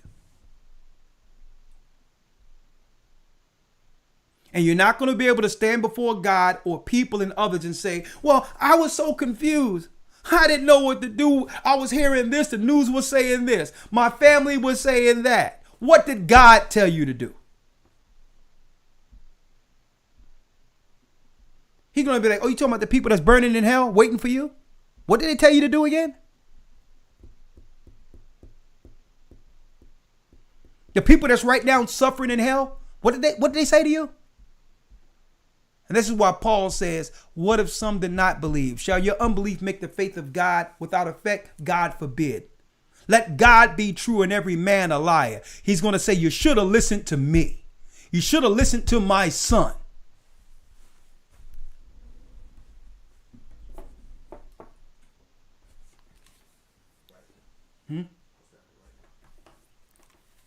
Good?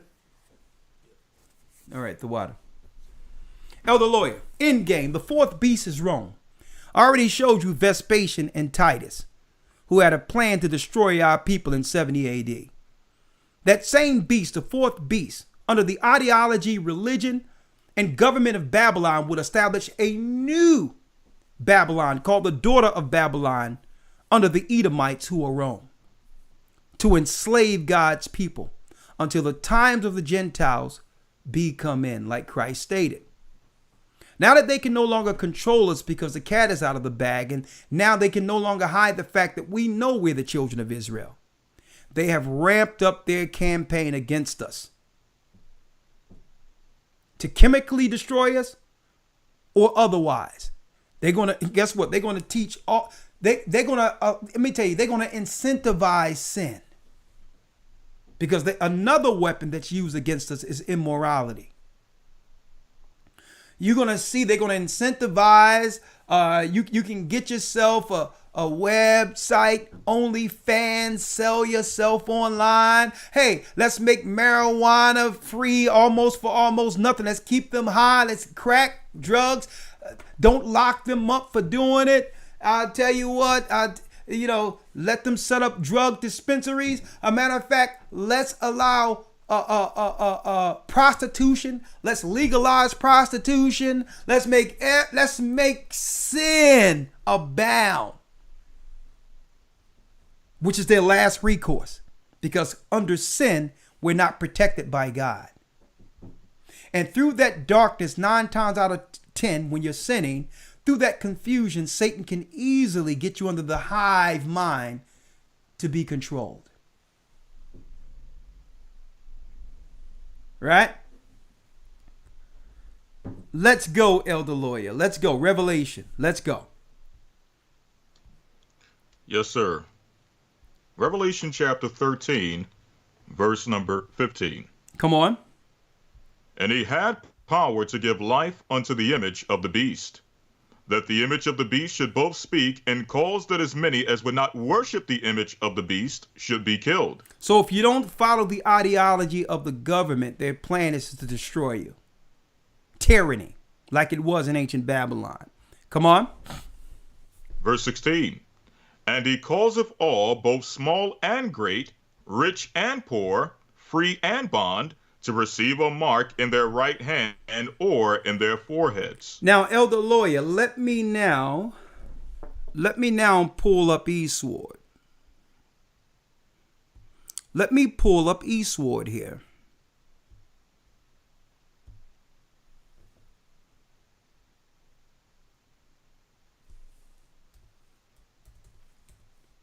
This way, we can let God be true and every man a liar.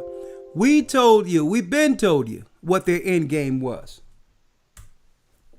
We've been told you. Eastward, here it is.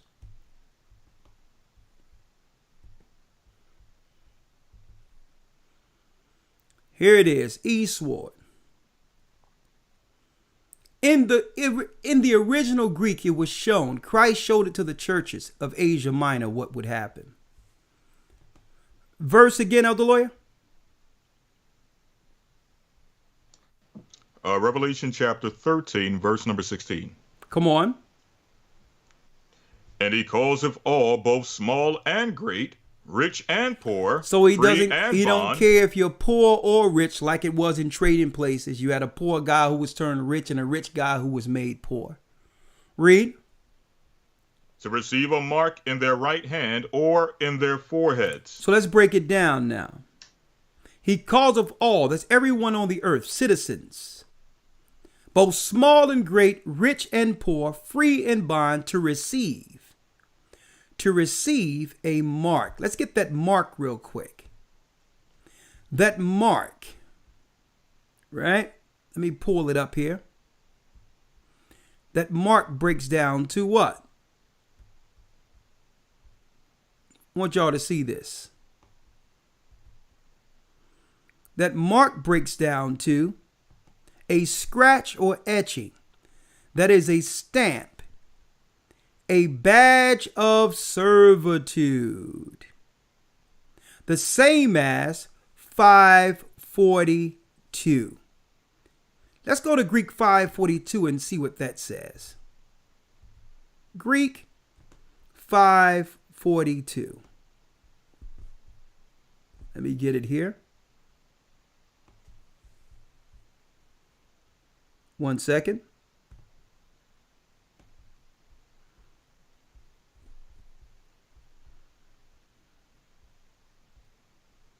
One moment. Greek 542. It reads, it comes from karax, which is to sharpen to a point. To sharpen to a point. Sounds familiar to you? Something that can go under your skin, a needle. It's Greek 5482. Type that up on eSword. Google it. Greek G5482, because it's eSword. I don't have the Greek on this other side here. It states to sharpen to a point. That means a needle. The idea of scratching, that means under the skin. That is, by implication, a palisade or a rampart or the mound or circumvallation in a siege. In a siege. What happened to us in 70 AD? We were entrenched in a siege. So they would use the army to eventually implement the mark, which is a needle. They would use the army in a siege to use the point of a needle. Huh? Now I'm going to finish reading what you have, Brother Lawyer, and then I'm going to make sure, I'm going to see if I can pull this up in the Greek. Go on. Yes, sir. Verse number 17.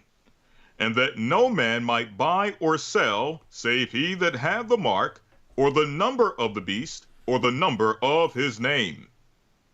And the number of his name. And what is the number of his name? Verse 18. Here is wisdom. Let him that hath understanding count the number of the beast, for it is the number of a man, and his number is 666. 666 is the mark of a man, Satan, the beast. And when you break down the word, that C word, it's 666. It's the serum that will be placed in people that would have them comply to the end game, the mark of the beast. Now, any Christian who would read this in Greek would see, well, if it's administered through a needle, we're not supposed to get it. It's 666. And that word starting with a C is what? It's a chemical that leads to the mark of the beast. Because why? Folks, once this stuff is in you, it's programmable. And I'm going to tell you, it tell you in the book of Revelations that book of Revelation 13th chapter that a lot of people are going to be amazed from the miracles. The miracles is going to be some people who are dealing with issues, they're going to be able to reprogram it, and you're going to be able to overcome sicknesses and all that. On the surface, for some people, it's going to be like a miracle. because it's programmable. Either way. So Satan is going to say, you don't have to believe God in Christ. I can heal. I can help you. Bow to me.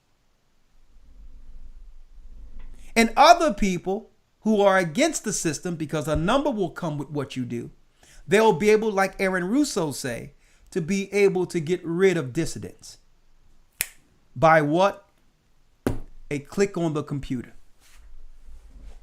By the touch of their hand, they'll be able to get you connected with they're going to already have the stuff in you, and they'll be able to just terminate or get rid of you right there on the spot. That's the book of Revelation. Now, that's the Bible there. Now, if you are a man or woman of the Most High, the decisions are clear. The choices are clear. You would follow God over man. Listen, and as far as I'm concerned, I believe that if you are a believer and believe in God, that you must make decisions with him in mind first. Or you can make decisions, without realizing the consequences or outcome. Now, what happens according to the book of Revelation, if you receive this mark in you through a syringe? Let's read it, Elder Lawyer.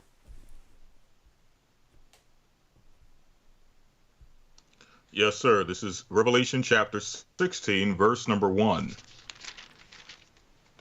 And I heard a great voice out of the temple saying to the seven angels, Go your ways and pour out the vials of the wrath of God upon the earth.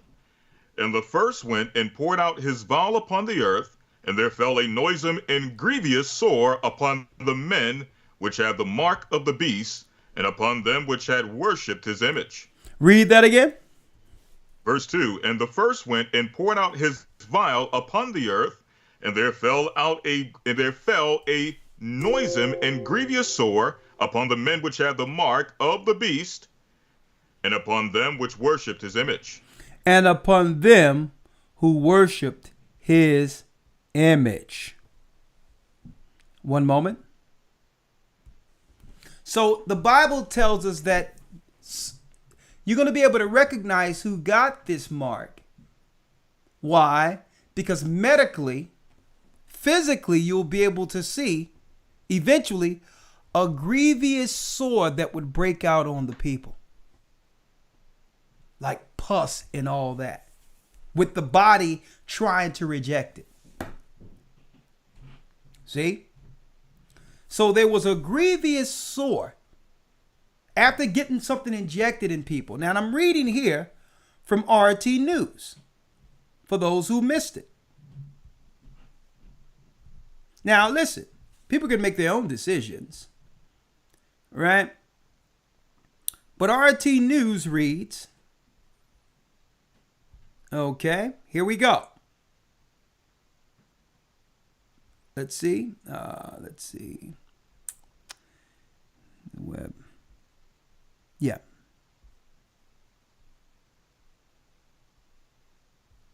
One second, here it is. RT News reads, the Pentagon creates a microchip that will detect Code 45 under the skin. That's news.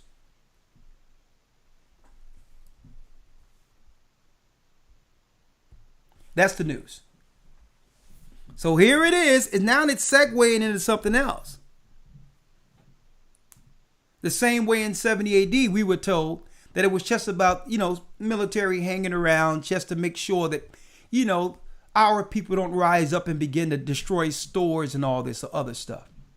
And folks, 2019, we started to hear about these stories that magically went away, claiming that Israelites was going into certain neighborhoods, going into stores, harassing the synagogue of Satan in their areas. These canned stories that would demonize Israelites. Does this sound familiar? And then a few years later, you had the military coming amongst our people to destroy us in 70 AD. And now, a few years right after 2019, where they claim Israelites was doing something, now They're claiming that we're disease, we're inordinately affected by it, and something that came out of Asia is now just made the ghettos of North Philly and Chicago and Compton its home, and that we're the enemy that need to be contained and not be able to travel. To not be able to travel. Read that again, Elder Lawyer.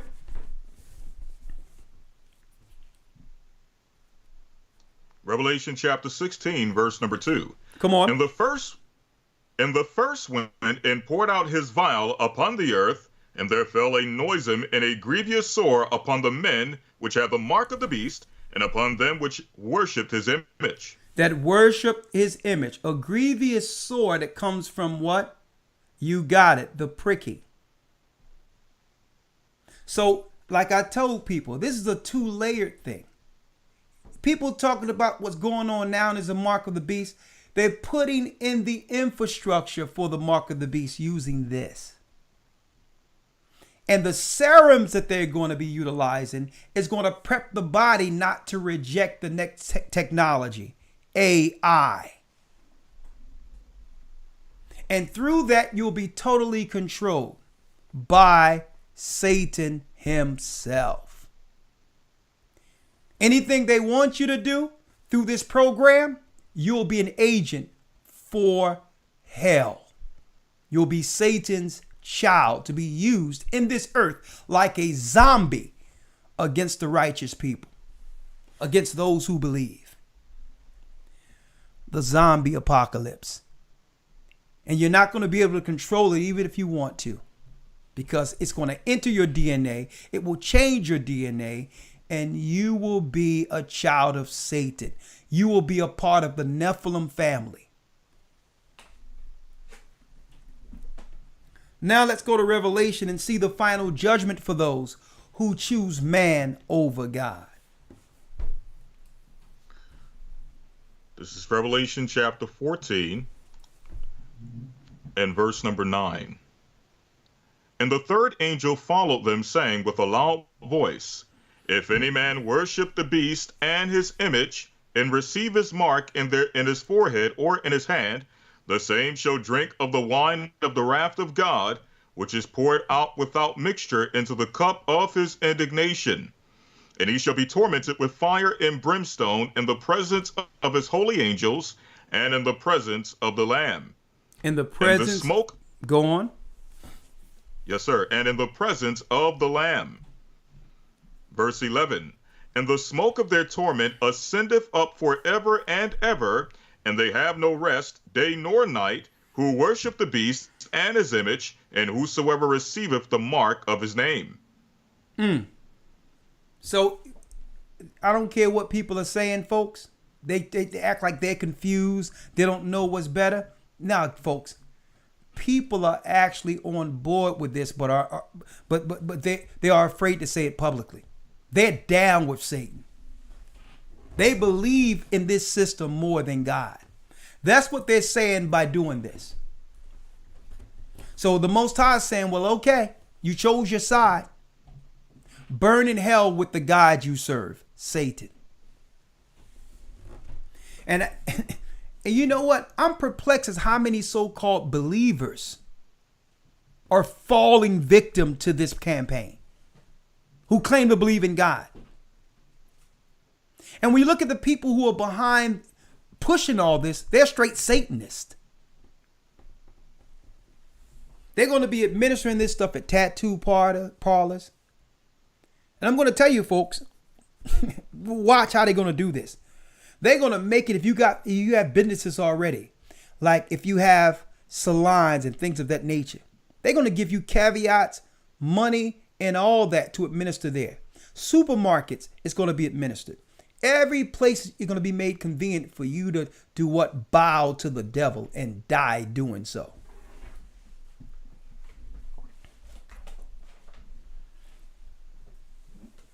So what I did was I quantified this in a couple of minutes to say, well, okay, the hive mind, the mentality where they would use women because women usually make knee-jerk decisions based on the emotions before running it through rational thinking.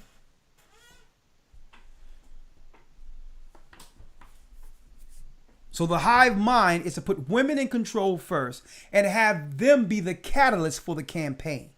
Oh no, oh, my mother, my father. Oh no, because they know women like to get in front of things before it happens. But they can use that as a weapon. You can't just trigger someone into an experiment and have them make a life decision based on an experimental time that we've never rationally seen since the earth began. If any time, this is a time we need to wait and see what's going on instead of being triggered into decisions. But they know the reaction of someone who's emotional. Who's emotional.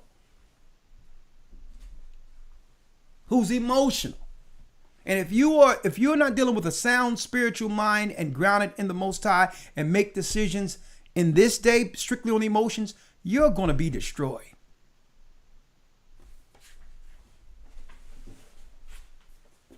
So they want you triggered under a hive mind. Okay? That's why when people be emotionally, they all blow up. Oh no, you see, I seen it, my aunt, my uncle. And they go, listen, this is why they've triggered our family and our women like as such in our society, to make it think that if they're emotional, that means it's rational and we should follow these inordinate emotions. And they'll get someone that's already triggered, be it Trayvon Martin's mother, or this is how they push their campaigns, folks. Off of, oh my baby, oh this, oh that. You cannot make no decisions off of the hive mind. You need a rational man there saying, well, I understand what you're dealing with could be wrong. But what happens to our people long term if we make the decisions they're trying to make using this trigger? You need a man saying there, well, listen, I'm down with protecting our people, but these people are creating a campaign that's going to destroy us long term, long after this event you're triggered under.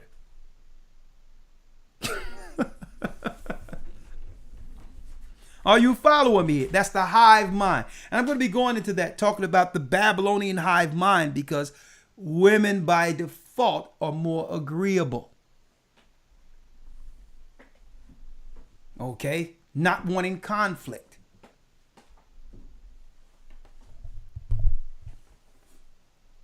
Okay? And some people will say, well, men are exactly. You know why they're like this? You know why men aren't acting emotionally being triggered now? Because they're under the hive mind. If you're raised around women and you're triggered like women, eventually you begin to make decisions like women.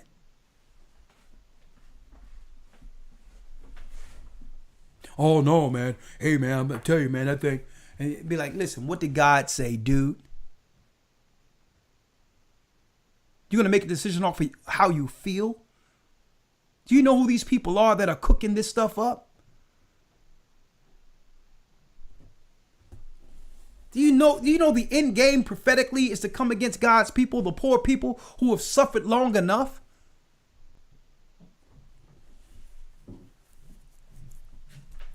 All right, let's open up the lines.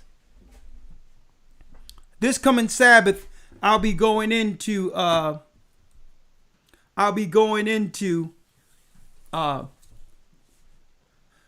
going to call this, what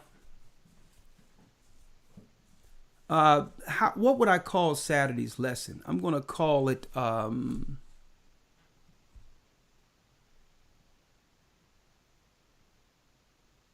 From Rome to America, the Desolation. And I'm going to go into Vespasian and Titus. Elder Lawyer, just one thing before we go. Let's pull up Josephus before I open up the calls. Pull up Josephus, and I want to read what happened when they convinced us that it was okay to be policed in our neighborhoods. Okay? And what happened? What came from that? Who orchestrated that same beast? Okay? And while you let me know when you have that, and while you're pulling that up, Elder Lawyer, I want to also show this for those who missed it. The Illuminati card. the Illuminati card, martial law. And in the Illuminati card, it's showing what? It's showing the army stationed in front of the Capitol. And it so happened these Illuminati cards came out in the early 2000s. And it's 2021. And the same thing that was on the Illuminati cards is happening right now as we speak here in Washington, D.C. At the same time, they're talking about the Pentagon creates a microchip that will detect Code 45. And then when you read the card, it says, play this card at any time to give plus 10 power or resistance, your choice, to any government group you control. It's used with action. It must be played when this action is first declared and counts only for that action. If used for defense, the bonus lasts until the end of the current turn. So an event must be complete before this card ends. So they must use this to complete an event. See?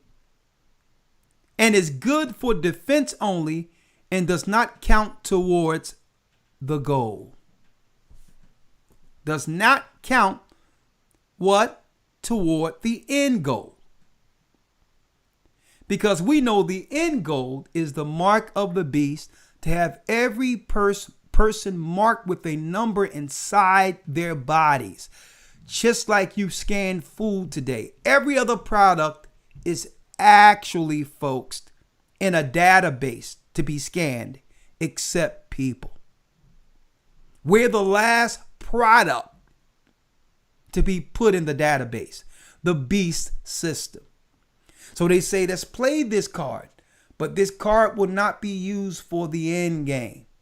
It's only to progress one event. It was from the election all the way up until using the left, right to have everyone believe that something happened there so the military can be there in the Capitol for until this one event is finished. What one event? To administer Satan's serum.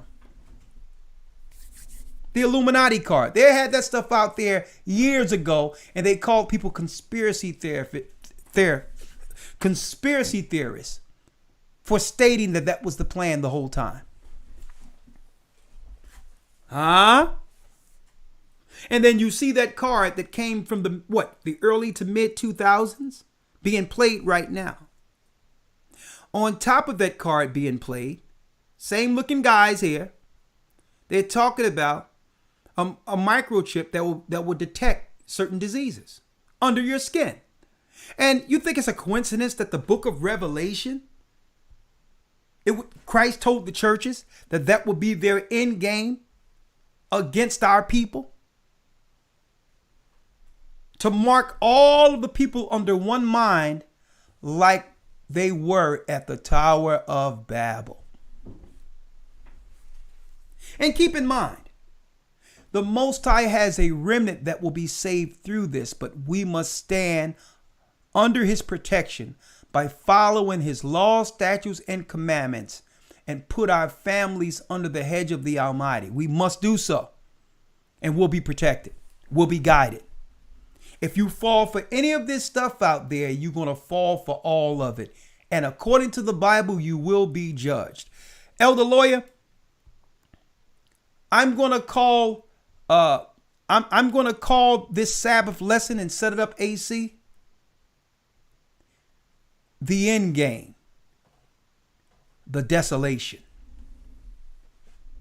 This Sabbath lesson, the end game, the desolation. Now, Elder Lawyer, make sure you put that up there, AC. This Saturday, we hitting it. We're going to parallel what happened in 70 AD with the events in the earth today. This coming Sabbath. Because I want to roll into this academy in full power with prophecy from the Sabbath and take that energy right into that Hebrew and Bible Academy this Sunday, week 1, with the creation of the universe.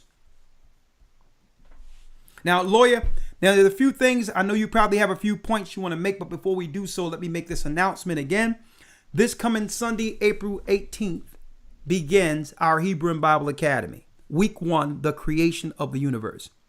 We will have brand new lessons, in-depth lessons that have never been taught in this academy, like portals, the gates between heaven and earth. How do angels travel? You're going to find out there's no such thing as no comets coming around and some rocks coming to the earth. They've been lying to you the whole time. We're going to be breaking down how angels travel into the earth. The creation of the universe, we're going to be breaking down portals also in this academy. Also, marriage and family, can it survive? How do man and woman team up together in the spirit of the Most High to destroy the spirit of Baphomet? Okay? The spirit of Baphomet is what is the alphabet. Also, I want to go into 70 weeks of Daniel, breaking down the 70 weeks leading to the last Jubilee, which is the judgment which is coming, which as far as the last, what the Christians call the tribulation. And by the way, Christians, you will not be raptured anywhere. You will be persecuted.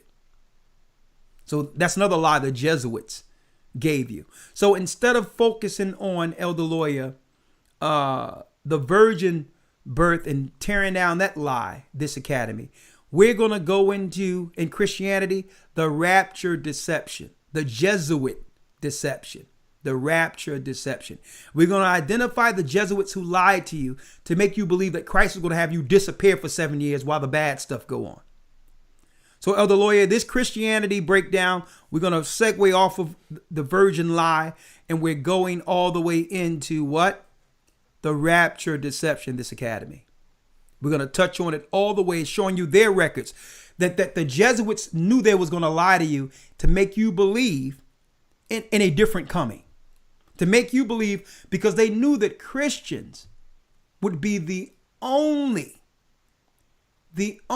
obstacle at the very end against Satan's power. So they had to get theologian schools to teach Christians that they don't have to stand against Satan at the end, because before the bad stuff happens, that Christ was going to disappear you into the air. They purposely lied to you. You should have read Christ's words instead of listening to Jesuits. There will be no rapture. That's a lie. The same way rapture isn't in the Bible, Trinity isn't in the Bible. All these are satanic ideologies. That's right. Father, Son, Holy Spirit is in the Bible, but that's not the Trinity. The Trinity of Babylon is Satan, Semiramis, and Nimrod. That's the Trinity you're believing in. There's no word Trinity. Trinity comes from Babylon. So we're going to be breaking this whole thing down, rapture deception, in the Hebrew and Bible Academy. We're going to also, at the very end, break down the book of Revelation and break down how it all ends. The reason that Christ gave us the book of Revelation, and we're going to show you exactly what the Most High, through Christ, showed John on the Isle of Patmos. The end. And at the end, you know, we have to end it with a happy ending. Our people in the kingdom, ruling on earth, is going to be the last lesson. The judgment of the nations and us standing safe under our God. Man, woman, and child in union, in one spirit, like God, Christ, and the Holy Spirit is in heaven. The kingdom of heaven on earth. The rulership that was promised to Abraham, I'll be teaching that week 12. Okay, so you don't want to miss this. Hebrew and Bible Academy, get in. Go to historytimes.org.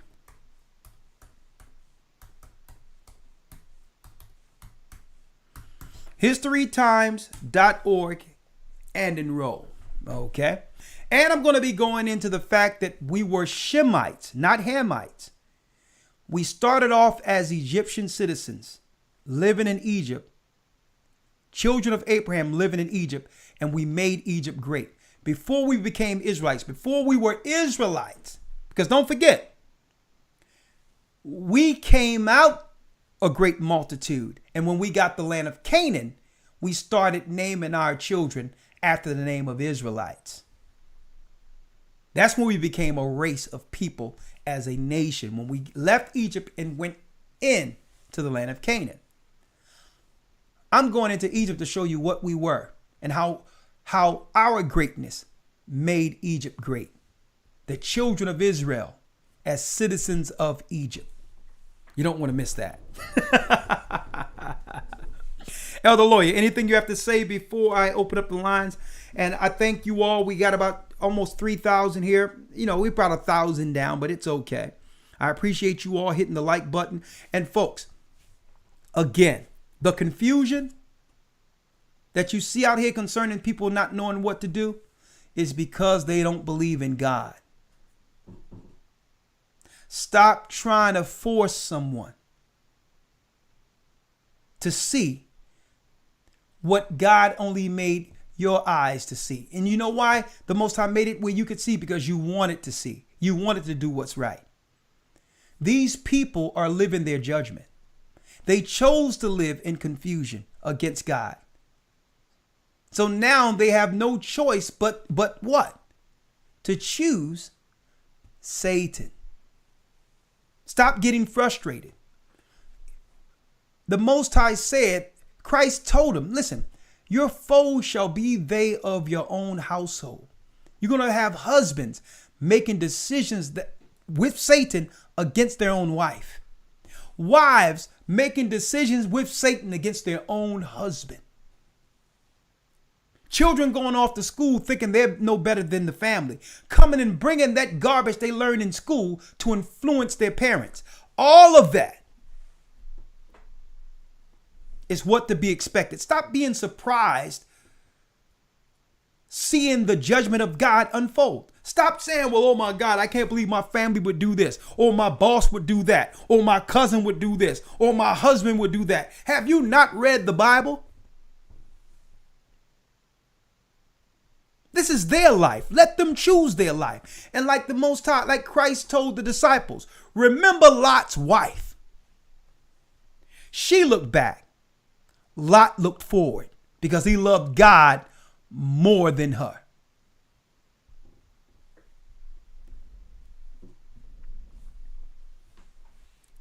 It didn't mean he didn't love her, but she loved Sodom and Gomorrah more than God. It didn't mean she didn't love her husband. She loved her husband, but the cares of this world took her.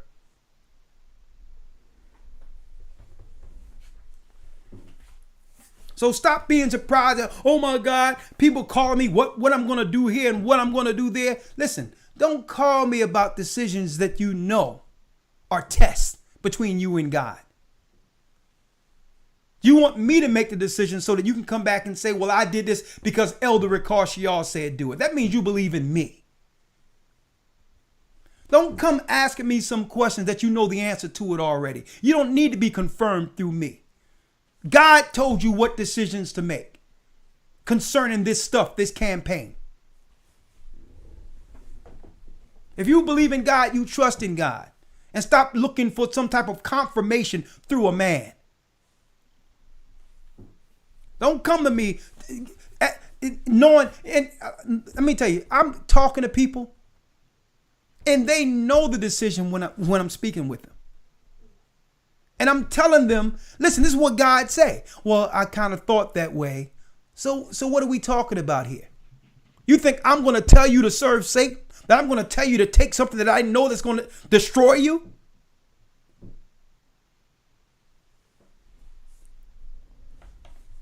Woe be the man that trusts in man and maketh strength his arm. If you believe in the Most High, you don't need me to confirm anything. Choose right with God.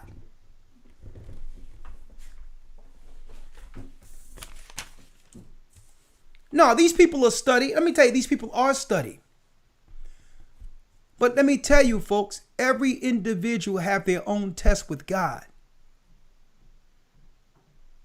And none of us are going to always have a cushion or a support group to make the right decision. It doesn't work that way. Everyone have their individual test, and you know what your test is. And you shouldn't have to call me to confirm that. That's your walk with God. That's your decision with him.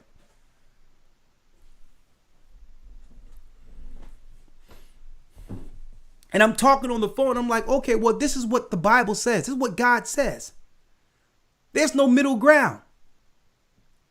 We're going to go through persecution and tribulation. Welcome to the tribulation.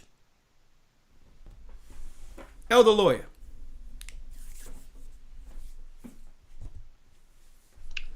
Yes, sir. Yes, Floor sir. is yours. I'll be very brief. I think it's evident for anyone who has been following our lessons from the beginning of this that we are in a time of what the Bible calls strong delusion, where people are those who have pleasure, as it says in 2 Thessalonians, those who have pleasure in unrighteousness are being led to believe a lie, one lie after another. And we've showed you time and time again how the narratives have switched, how the conversation has switched. When one thing is found to be a lie, they've already moved on to the excuse, or they've moved on to a point where those who are pushing the agendas are pretty much blameless. They can't lose because, again, all the information that's being put out there is being placed in their favor. But one thing I wanted to highlight in regards to this is, and I say that because right now everyone is having this discussion, as you mentioned, Elder, this conversation going back and forth. Should I go through with the medical procedure? Should I not go through with the medical procedure? People are really contemplating this. People are really thinking about this and going back and forth. And you have arguments on one side versus another as to whether we should go through with certain medical procedures. But the reality is this. This is a perfect example of how the conversation has changed so many times that people don't even realize that early on they told us that this ailment, I'm going to call it an ailment, has a high recovery rate, in which the reality is that you don't need a medical procedure to overcome the ailment. So we shouldn't even be talking about a medical procedure, understanding the high recovery rate. This conversation shouldn't be on the table. But the conversation has changed so much. And again, the earth has been taken in so much strong delusion, and everyone is believing in so much of the lies that they're forgetting how this narrative have developed over time and how we got here in the first place. But there's one thing I wanted to just leave the brothers and sisters with scripturally, going to the book of Matthew 6:24, dealing with the words of Christ, because with this strong delusion that's taken the earth, Satan is coming from behind the veil and he's making himself known. He's coming into the light. Okay? This is why you're able to see videos like the one we spoke about a few weeks ago. I'm not going to mention the name of the individual. We're not going to give him any more press. You all know exactly what we're speaking about. But it's a prime example of how Satan is coming out from behind the veil. He's coming into the forefront and he's making himself known in many ways in the society. And he's using this campaign. This campaign is one of the major things in which he's coming forward and he's making it known that, listen, all of those who have always served me, you're going to have to make a decision. Either you come out openly and accept me as Lord, or I got to move on. You know, get thee away from me. The same way Christ says, get thee away from me, for I never knew you. Satan is taking that same exact stance. So when it's time, you cannot be hot or cold. With Christ, you can't be hot or cold. And with Satan, you can't be hot or cold. Either you serve him, or that's it. He's going to start cutting people off. And that's what we're seeing. But I'm going to read this here in the book of Matthew 6:24, where Christ says, no man can serve two masters, for either he will hate the one and love the other, or else he will hold to the one and despise the other. Ye cannot serve God and mammon. Therefore I say unto you, take no thought for your life, which ye shall eat, or which ye shall drink, nor yet for your body, what ye shall put on. Is not the life more than meat, and the body more than raiment? And these are principles that Christ is putting forward. I'm not going to read the whole passage. You can read it in your own time. But this is the information that Christ has put forward. We've read it. We've studied it. We've broken it down multiple times. But it's these principles that we're really going to have to live by in this time. Because Satan is going to keep pressing, and he's going to keep pressing and putting backs against the wall until there's no choice but for those who believe in the Most High to truly trust in the Most High. You're not going to be able to finagle and deal outside of the Most High, or be on the middle ground, or be on the fence and think you're going to make your way through. You're going to have to serve. You're going to have to choose your master. Either be Satan or be the Most High in Christ. And with that, I yield. Yes, one thing I wanted to show real quick here. Let's see. This is the one I wanted here.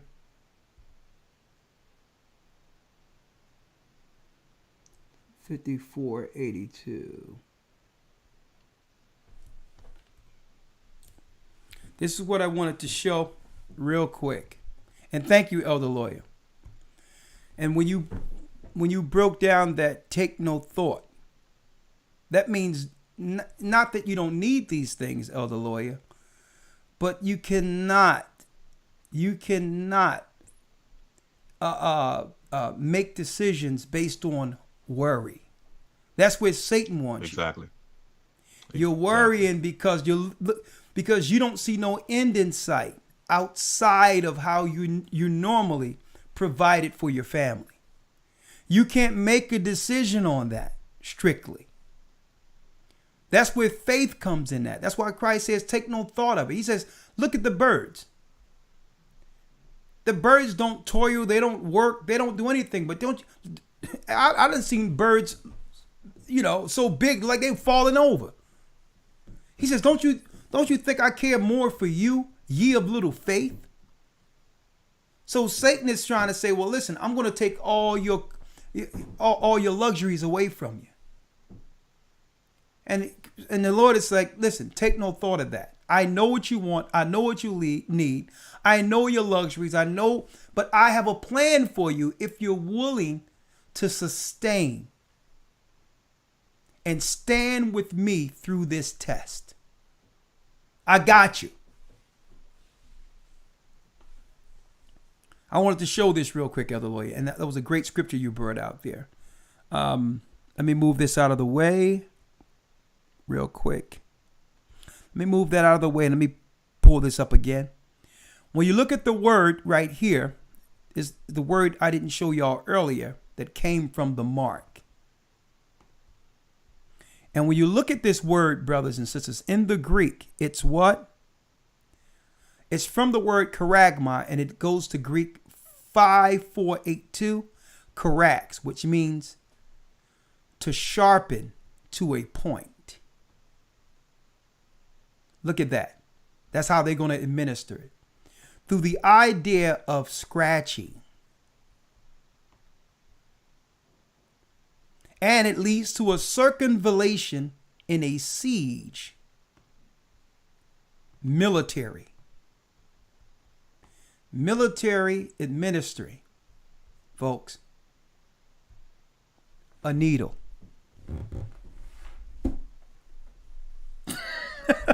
You can't make this stuff up. So I need some people out there to tell me,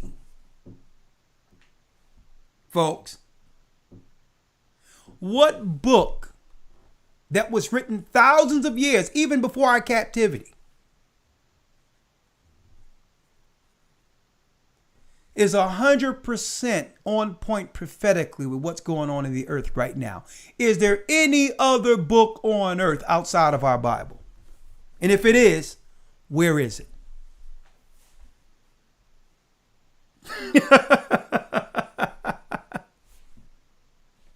What? When you look at the words in the Greek, the Most High through Christ was showing the disciples the future, the time we're living in right now.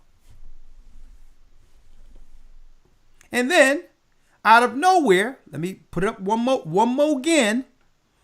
Last but not least, before I open up the calls, because I can't be up here all night tonight. It says here, the Pentagon creates a microchip that will detect. Now, don't forget, Aaron Russo told us years ago before he passed, the producer of Trading Places says the Rothschilds told him it was to chip everyone. And I told everyone last year, don't get caught up into all this smoke. This is just segueing, putting the infrastructure in for the mark of the beast. But when the CERN gets up in you, guess what? You're going to be subjected to, guess right, you're going to already be programmed to get the mark. So if you make a decision now to do what they're saying outside of God, guess what? It's going to be simple to make the next decision. It's going to be easy. With that, I'm going to open it up. You can have your questions, comments. I'm going to open it up. I'm going to leave it wide open. I have about 30 minutes to answer questions or to sit here and dialogue with you. But did you know what we were breaking down was in the Bible? Did you know the same idea to have everyone under a hive mind so that they can actually push any campaign, including this, was the hive mind that was made under Nimrod and Semiramis that would make all people join together against God at the Tower of Babel? Did you know that when CERN came on the grid a few years ago, in about 2012, did you know that CERN and what activated CERN is the fact that they came out and scientists say that what CERN was actually part of the base of the Tower of Babel? Did y'all know that? So here was the plan. The plan was to get everyone under a hive mind where they're triggered through their emotions.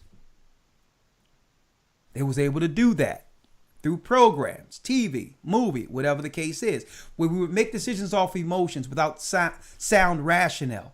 And above all, without God as a key component in our lives for decisions. That was one thing. Then they had to go into what you would call the mental health phase after breaking up the family and get as many people as they can on psychotropics so that we wouldn't use a sound mind and a rational mind in a time that's needed. We'll be confused because they went through years of making us believe we needed happy medicine. Then after they segue there, that's why the Bible says be sober-minded. Once they got everyone used to taking drugs to escape reality, now people are too confused to understand that we're in the time of the end, the time in which Christ prophesied he'll come to save us. And we're so confused that now we have no choice but to depend on Satan through the principalities and powers of the air to be directed. The confusion started at the Tower of Babel. And it could only affect, guess what? The confusion could only affect those who were not under the guidance of the Almighty.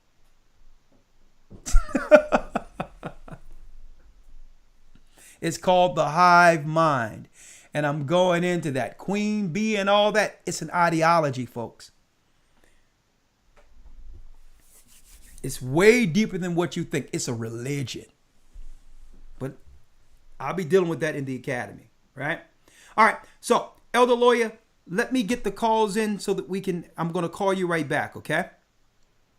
Yes, sir. I'm going to call you right back. One moment. All right. 1 second, 515. You see the number here, 515-605-9327. 515-605-9327 to call in if you have a question or comment.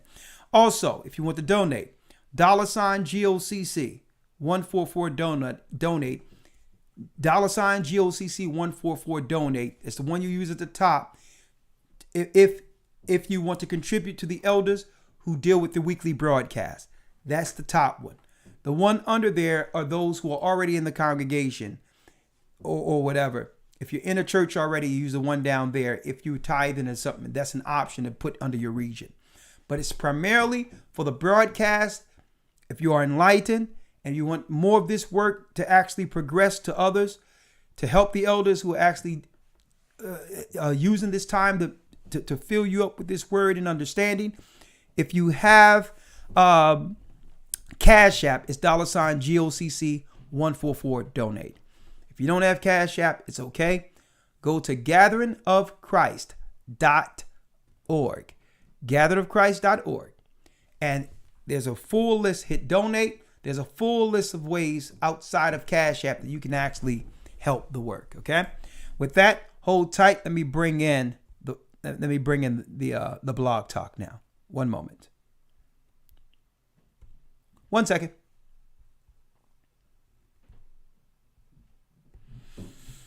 And yes, I have to eat, actually. 1 moment.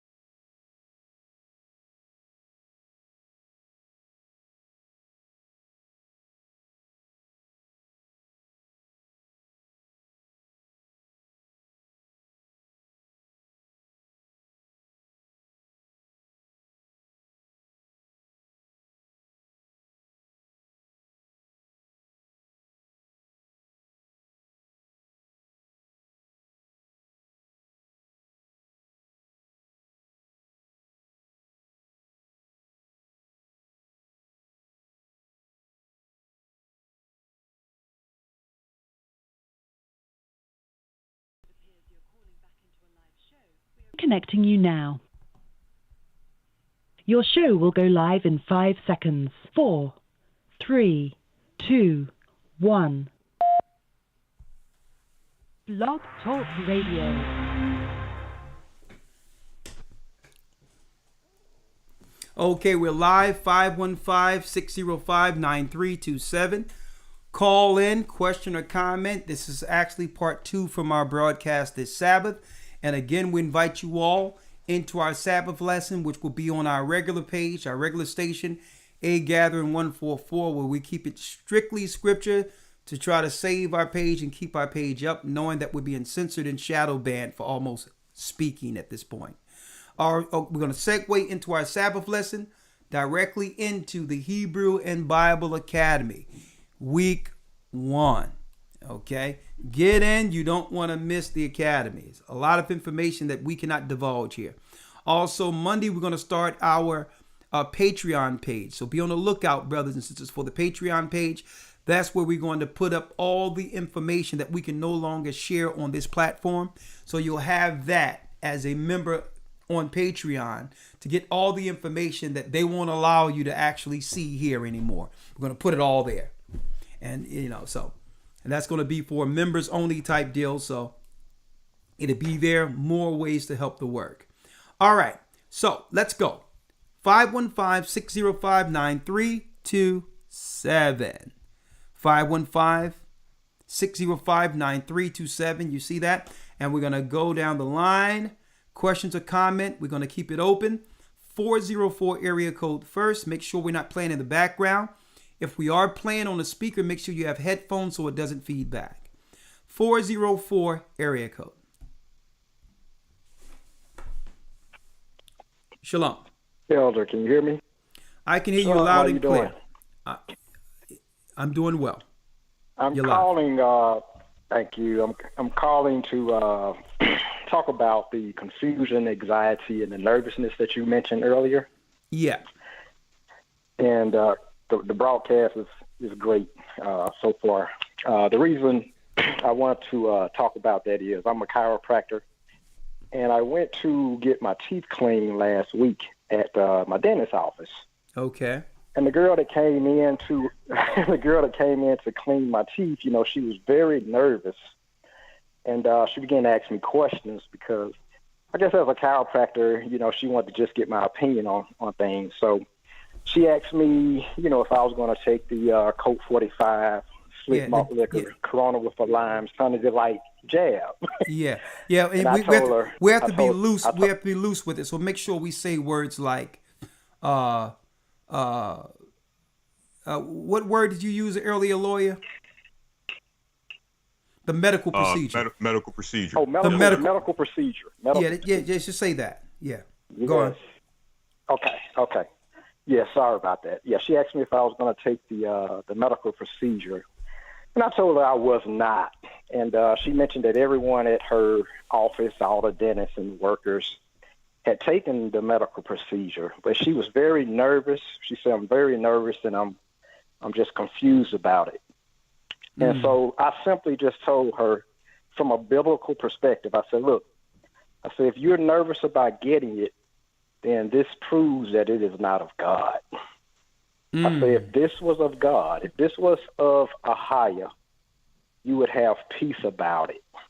And that's just what I want to tell the listeners, that, if they have family members who are confused and they're nervous about this thing, that's not of God. Because God gives us peace. And I just want to leave this last scripture. It's Isaiah chapter 26, verse 3. It says, "Thou wilt keep him in perfect peace, whose mind is stayed on thee, because he trusts in thee." So confusion, anxiety, and nervousness is not of God. So if you are having these emotionals, that proves that this is not of the Most High, a higher. And that's all I want to say, Elder. I appreciate your broadcast. I've been in the Hebrew Bible Academy. This will be my third one, and the things that I've been learning is just awesome. So I appreciate you. Brother, we appreciate you, and I'm glad you quantified that for brothers and sisters who might be concerned.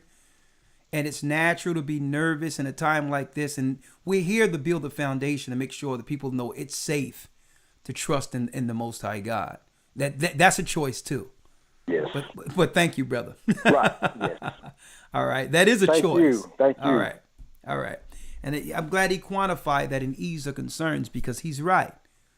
Would God put you in a predicament in which you're confused concerning the decision? That in of itself tell you it's Satan.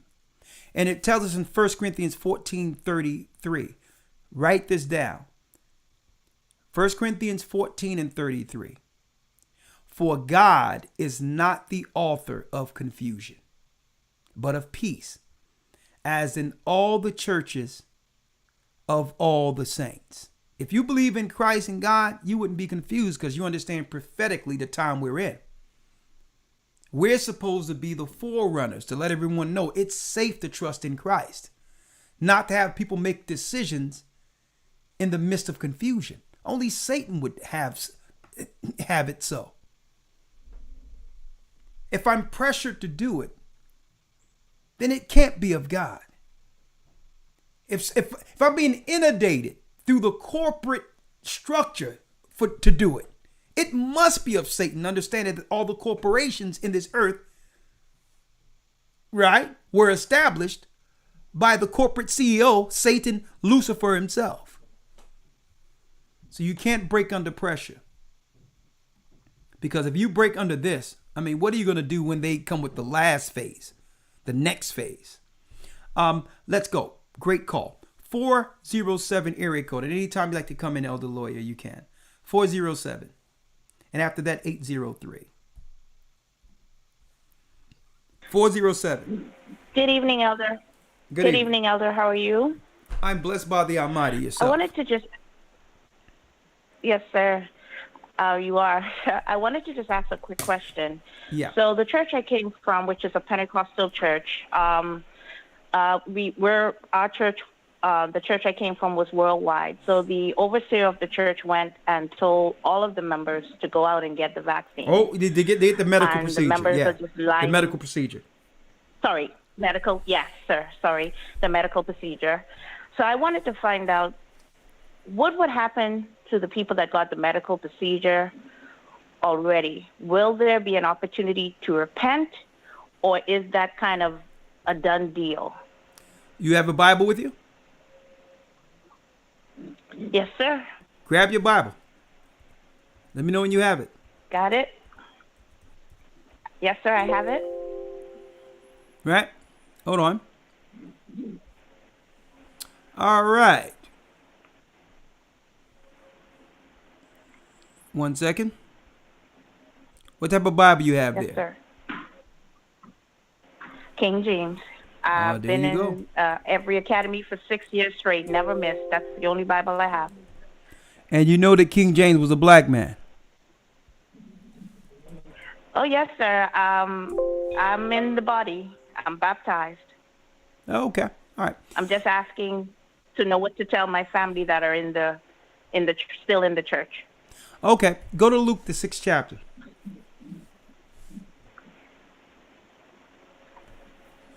Now, I'm not going to answer your question because the Bible says, right? Let God be true and every man a liar, correct? Yes, sir. So if you were asking Christ this question, what would he answer? Let's go to Luke 6 and 39.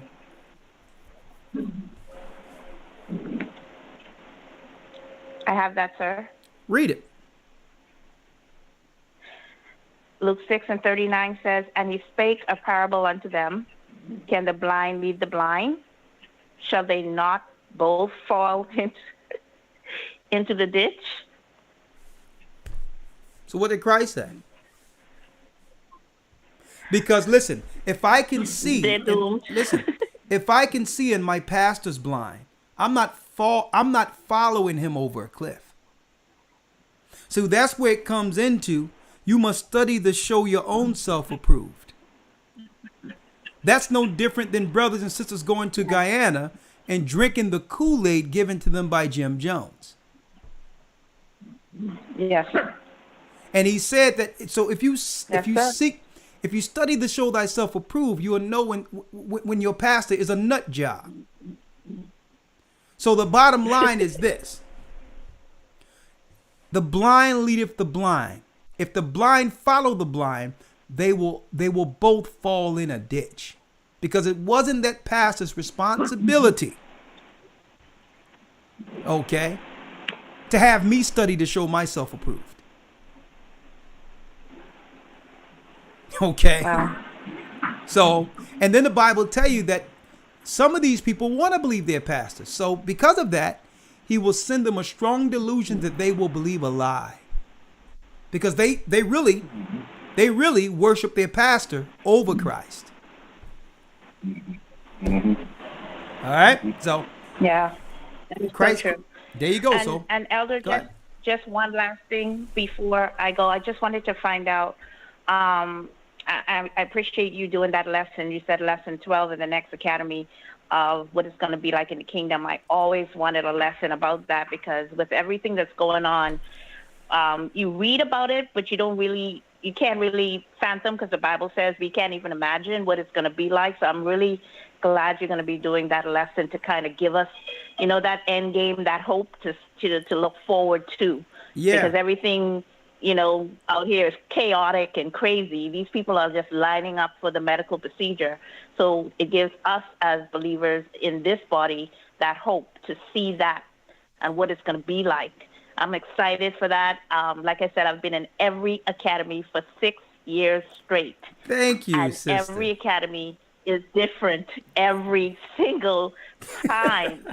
Bless you. It's amazing. It's amazing. Money well spent. I would encourage anyone and everyone to join the academy. I wasted all of my life in church. To be in this academy is amazing. Thank you so much for what you and the elders do. We appreciate you so much, my family and I. Well, thank you, sister, and thank you for your support. Bless you. All right? Yes, sir. You have a blessed evening. Thank you.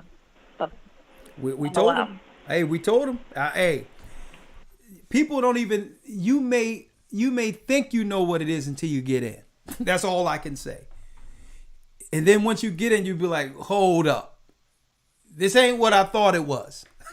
Historytimes.org. Another thing, historytimes.org, because there's so many questions out there about what happens for the new kingdom with us. A lot of us can't even imagine ourselves being in that role, running things. So you have some people out there talking about we're going to be beating people, we're going to be doing this to people and all that and all that. So you have that out there. Let me tell you, we're not going to have to folks stoop to such depths. The nations are going to love us in position. The last academy I'm going to teach, past the judgment of the Gentiles, I'm going to teach the kingdom of heaven, what's in store for us who've endured to that time. Starting with Christ coming through the atmosphere, standing before the people. That week 12. After the judgment, what we get, right? It's going to be crazy. I'm going to break down the holy days, the Sabbaths, how all of us are going to fall in line with Christ. He's going to direct us to go into different parts of the earth to get our brothers and sisters. All of that week 12 of the Academy. You don't want to miss it. All right. Let's go down the line. 985 area code. historytimes.org, 414 area code.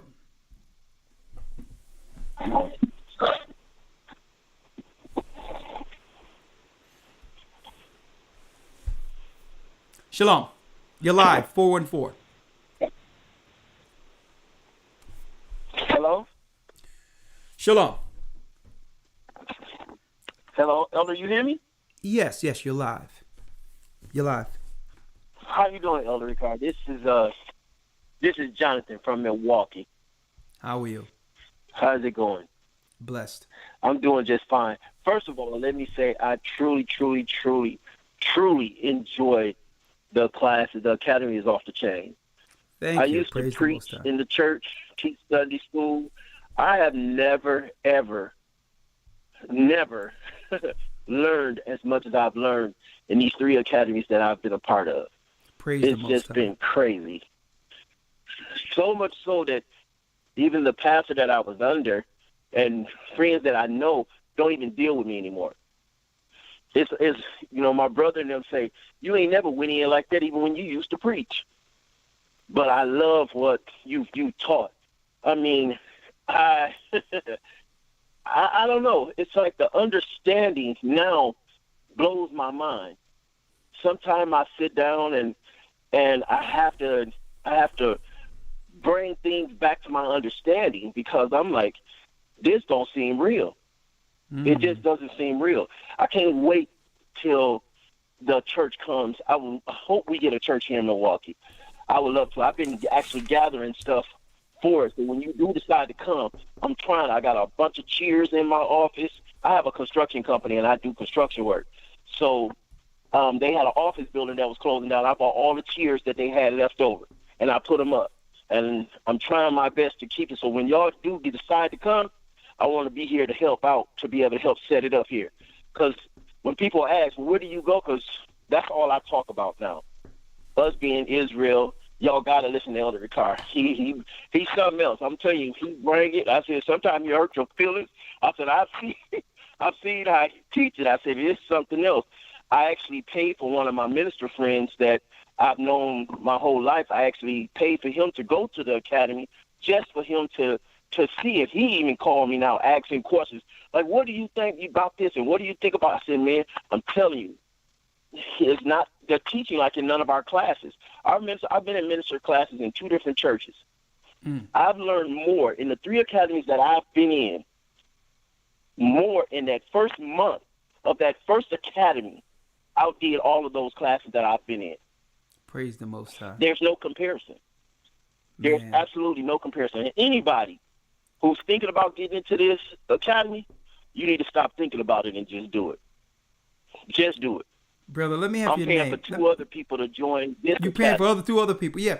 If you want to pay for other people to come, whatever the case is, just send an email. I want to tell everyone, just send an email to goccacademy@gmail.com. And the administrators, those who deal with them on that side, will let you know how you can actually sponsor other people. Just put that in the email, goccacademy@gmail.com. But go on. Let me have your name, okay, brother. I'm paying for Jerome to go to the class again. Let me have your name. Jonathan Smith. Jonathan. Okay, you know Jonathan Smith. You know your Yes. name. Your name in the Hebrew is Yawanathan. Yes, I do. I actually Yawanathan. looked it up. After I could. Yeah, Jonathan. Yep. Yeah, Yawanathan. But anyway, what I'm gonna do, Yawanathan, we're gonna give you a call, and we're gonna see what we can get something working over in Milwaukee. Okay. That'll work. Put those That'll chairs work. And to use. I'm still waiting to be baptized. I took the class and everything. They told me if I had the sniffles or anything like that, and I didn't want to make nobody feel uncomfortable, so I didn't take it yet. And they haven't rescheduled it yet. So, but I'm waiting to be baptized. Well, listen.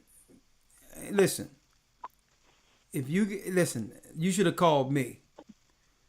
Because listen, if you got to be baptized, we can't wait till you're Colt 45 free to receive that Holy Spirit. So reschedule that and let them know Elder Ricard y'all said, let's get this thing working. All right? All right, I definitely will. So you're good now, right? You're good now, right? Oh, yeah, I'm straight. Well, call and let's get it done. Let's get you up under that water, brother. Let's do it. I was fine then. I just didn't want nobody to feel uncomfortable. Listen. That's your obligation with the Most High. If you was fine then, you should have just gotten that water. Okay, faith over fear. That's what it's about now. Okay. All right. Okay. All right, my brother. Right. Bless you. All right. So you want me to give you a call tomorrow? Just send an email, and we're gonna get someone to reach out to you. I have your number here, actually, Yawanathan. So I'll call you up, and we'll get something working, man, because it's time. Time is running out. So, all right. All right. I'll get with you. That'll right, work. Bless you. And tell Elder Lawyer, I love y'all guys. I really do. He's here. And y'all take care. Y'all be blessed. Thank you. Bless you. All right. Bless you. Ain't that something? He said he'd been in the 3 separate ministries, Elder Lawyer. Seminary school and all that. And he learned more in 1 month in our academy than all the days in the Christian church. And you know what? Yes, sir. I thank the Most High for that, because that was our intention. People don't realize when you learn the Bible outside of their program deceptive theologian teachings, you realize you have more in common to understand this book than you would ever realize when it's taught from the proper perspective. With you owning this book as the people, it opens up a whole new light. So, hey, it seems like what we set out to do with the academy.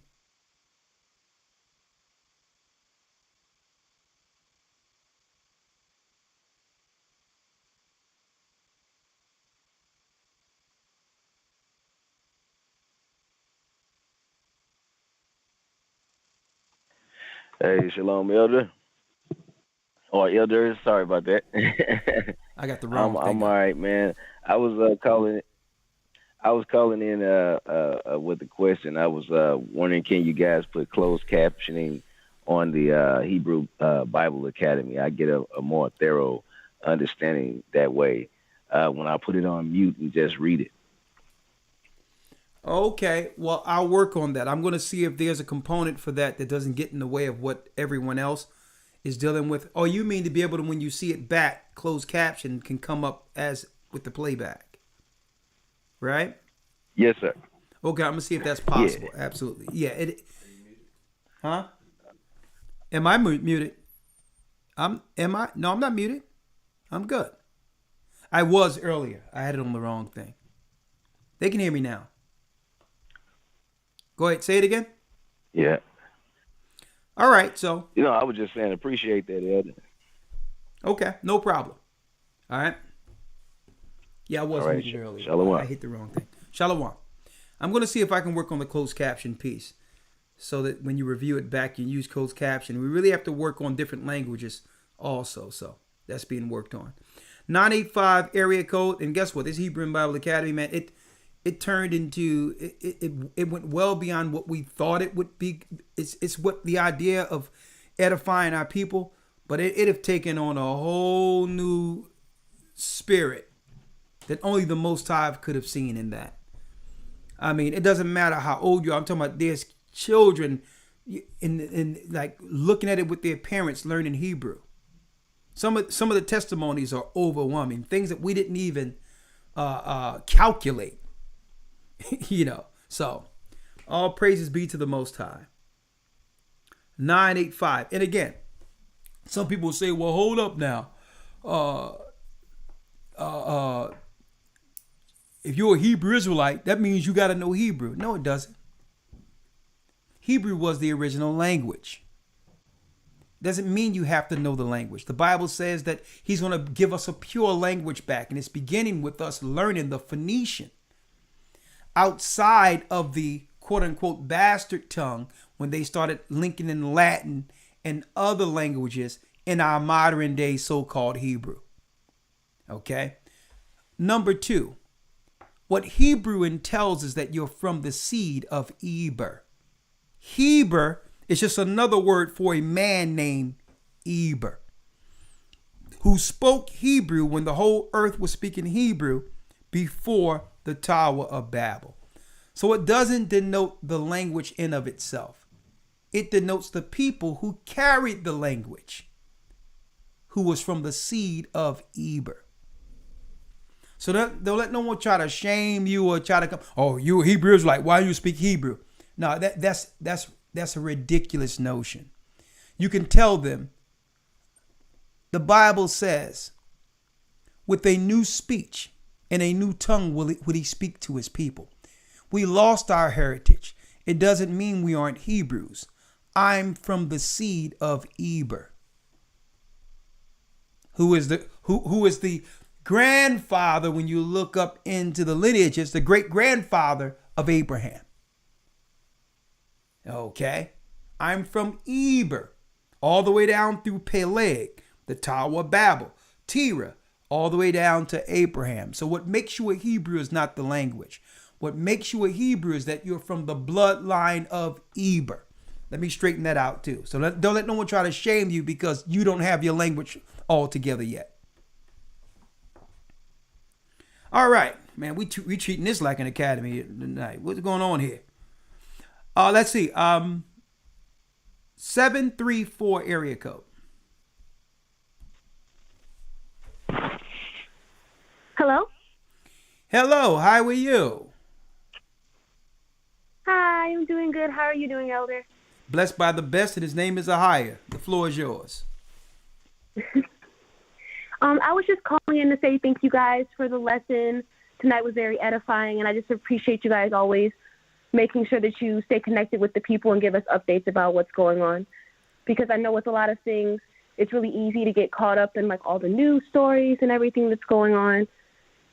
And it's just nice to get something that like grounds you every week. So thank you guys. To keep a balance against the evil imposition, this campaign being inundated everywhere you turn with this information being pressured. So I hope in these discussions is that this is bringing a serious grounded balance against the campaigns. So, because I'm going to tell you, if it wasn't for this truth, if you didn't have this truth to be able to make the decisions, what do you think that decision would be right now? It's hard to tell. I'm really young too, so I know a lot of people in my demographic are just listening to whatever the news says. They're getting the vaccines. They're listening to the whatever scientists say, and they're just kind of going with it. Go on. Yeah. So I honestly probably couldn't even tell you. Okay. Well, hey, I'm glad you're making the right decision. How old are you? I'm 23. Okay. Hey, welcome to the family. And I'm glad you're making the right decisions. You're right on time. All right. So let me place you on hold. Thank you, sister. All right. All right. Thank you. All right. Let's go on. 618 area code. Hey, the young folk waking up. That's right. 618 area code. Shalom. You're live with the Gathering of Christ Church. Talk to us. Yeah, this is Brother Paula from the St. Louis body. just calling to just go back off what you were saying. I think that was the last blog talk when you were saying they putting all their chips on the table. And the reason I say that is because they have no other way to deem us as a threat, to get all the other nations to deem us as a threat. Because we don't have a standing army, and neither can we contend with them economically. So they've been, just going back through time and looking at it. They've been correlating poverty with sicknesses to poverty, and trying to turn that as a campaign. So all those campaigns they were doing in Africa and all the other third world countries is actually campaigns to get the world to correlate poverty with sickness. To now deem us as a threat in the end game. And that's all I wanted to say. Just a quick comment. Peace and blessings to you, brothers. Enjoy the rest of the evening. Thank you, brother. Shalom. Great points. 813 area code. Bless you, brother. Good point. Hi. Hi. Can you hear me? Loud and clear. All right. I just want you guys to know that I have been listening to you probably for about 7-8 years now. And I just want you to know that I love you guys' teaching. I look forward to your videos and your lessons. The longer, the better.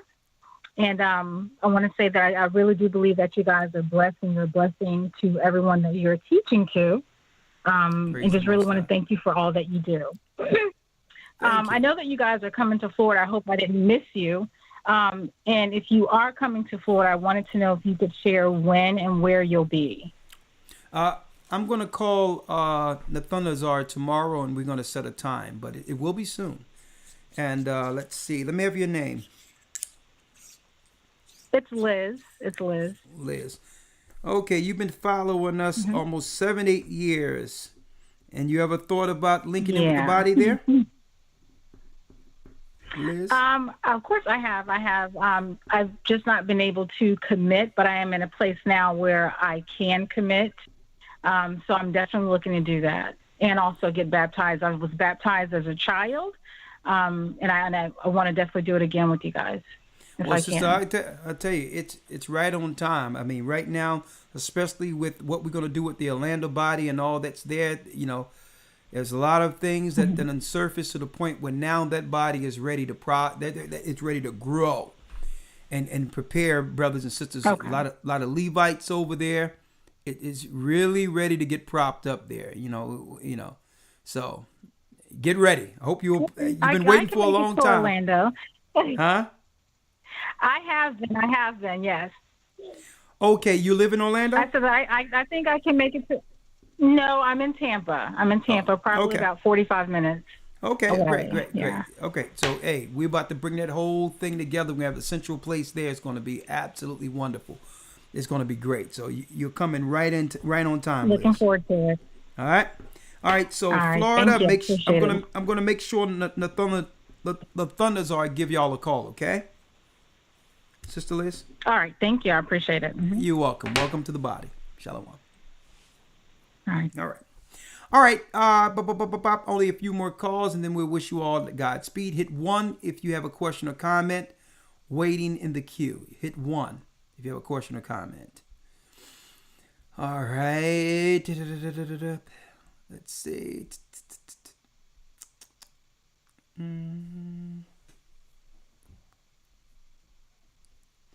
All right.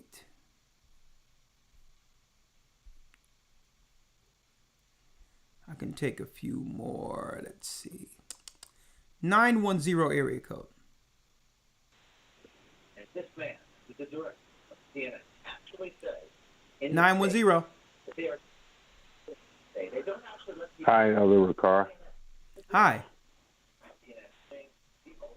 Hi, my name is Glenn Hundley. I just want to say that what do you think about on the commercials where they're advertising those Jewish people saying that they're in poverty and they need help? What do you think that by showing the public that, showing that they're the false Jews, what do you think that means for us? Well, I don't believe that means anything for us. I mean, it still goes back to the time. It's these same foundations. Usually they're led by Rockefeller foundations and other foundations like the Gates foundations. And what they do is that they'll put a puppy in front of you. They'll put a black kid and they'll throw some dirt and put some rice next to them. There was a campaign that they shown even in Haiti where it was this big fat white guy running around just paying people to dress up their children so that they can make commercials to send money to them. So really it means nothing outside of them looking to, you know, pull on the heartstrings of people to send money that go into foundations that leads to more eugenics and killing us. And I don't pay money to none of that crap. When I go to a store and they try to show all these children who are clearly photoshopped without any hair, and I look at that and they be like, "You want to give money for the cancer kids?" And I'm like, "No." For the Lutheran Church or for the St. Luke Children's, no, because it all goes towards eugenics. So I don't know. It's all the same people collecting money so that they can jam your children up and there's also can and for our people that feel sorry for those people, we're knowing we're the true Jew. I mean, some of our people don't know they're the true Jews, and they'll send them money over there anyway, knowing that they're the true Jews. Brother, I don't think they're thinking about us at all when they're putting up those commercials. They're peddling. They're peddling. They're what you call media panhandling. Like I said, they go find a kid, throw some dirt, and put a bowl of rice, and say, for 30 cents a day, you can take care of old George. They tell you his father died in a refugee bomb and all that, and it's a kid they got from next door. What I say is ignore all of it, because they're not doing this because of the Jews and all that. They're doing it because it's a way to make a quick buck, a non-profit buck. That's all it is. All right. I want someone to acknowledge that I've been following you for years. And I've gotten a lot. I actually cut my teeth off and looking at your programs and came into a knowledge. But also I want to add, do you believe that there are people actually on this earth that can actually see in the spirit realm? Well, of course. Hello? Of course there's people who can see in the spiritual realm. But what do you mean by that? You mean people that wake up every day and they're living in the spiritual realm?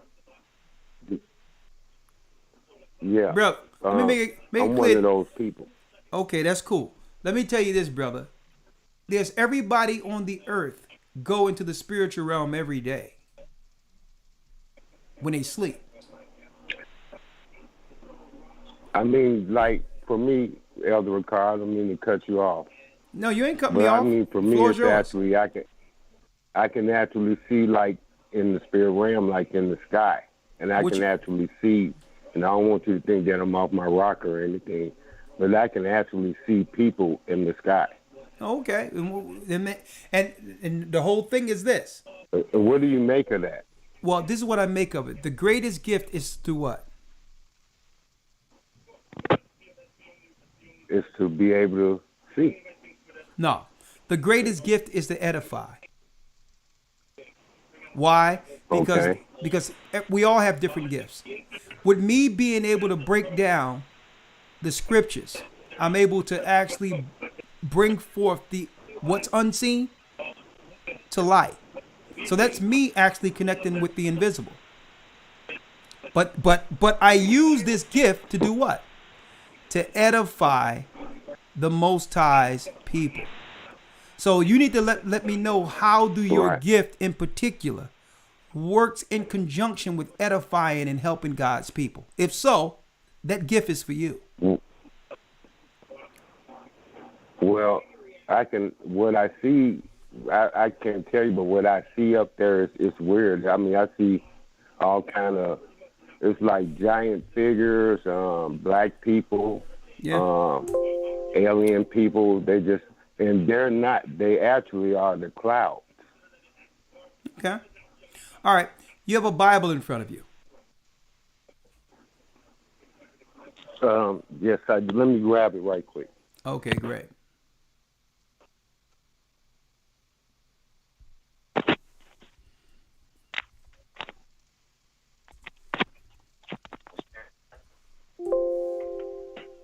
Are you still there? Yeah. I need you to get Corinthians. Oh, okay. Elder Lawyer, grab that for me too in Corinthians about the gifts. Yes, sir. All right. Okay. Okay, I'm ready. I need you to go to First Corinthians 13. Let me know when you're there. 1 Corinthians 13. Yep, that's where we are.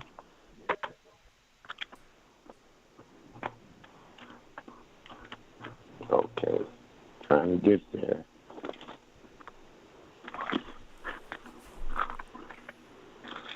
Bear with me.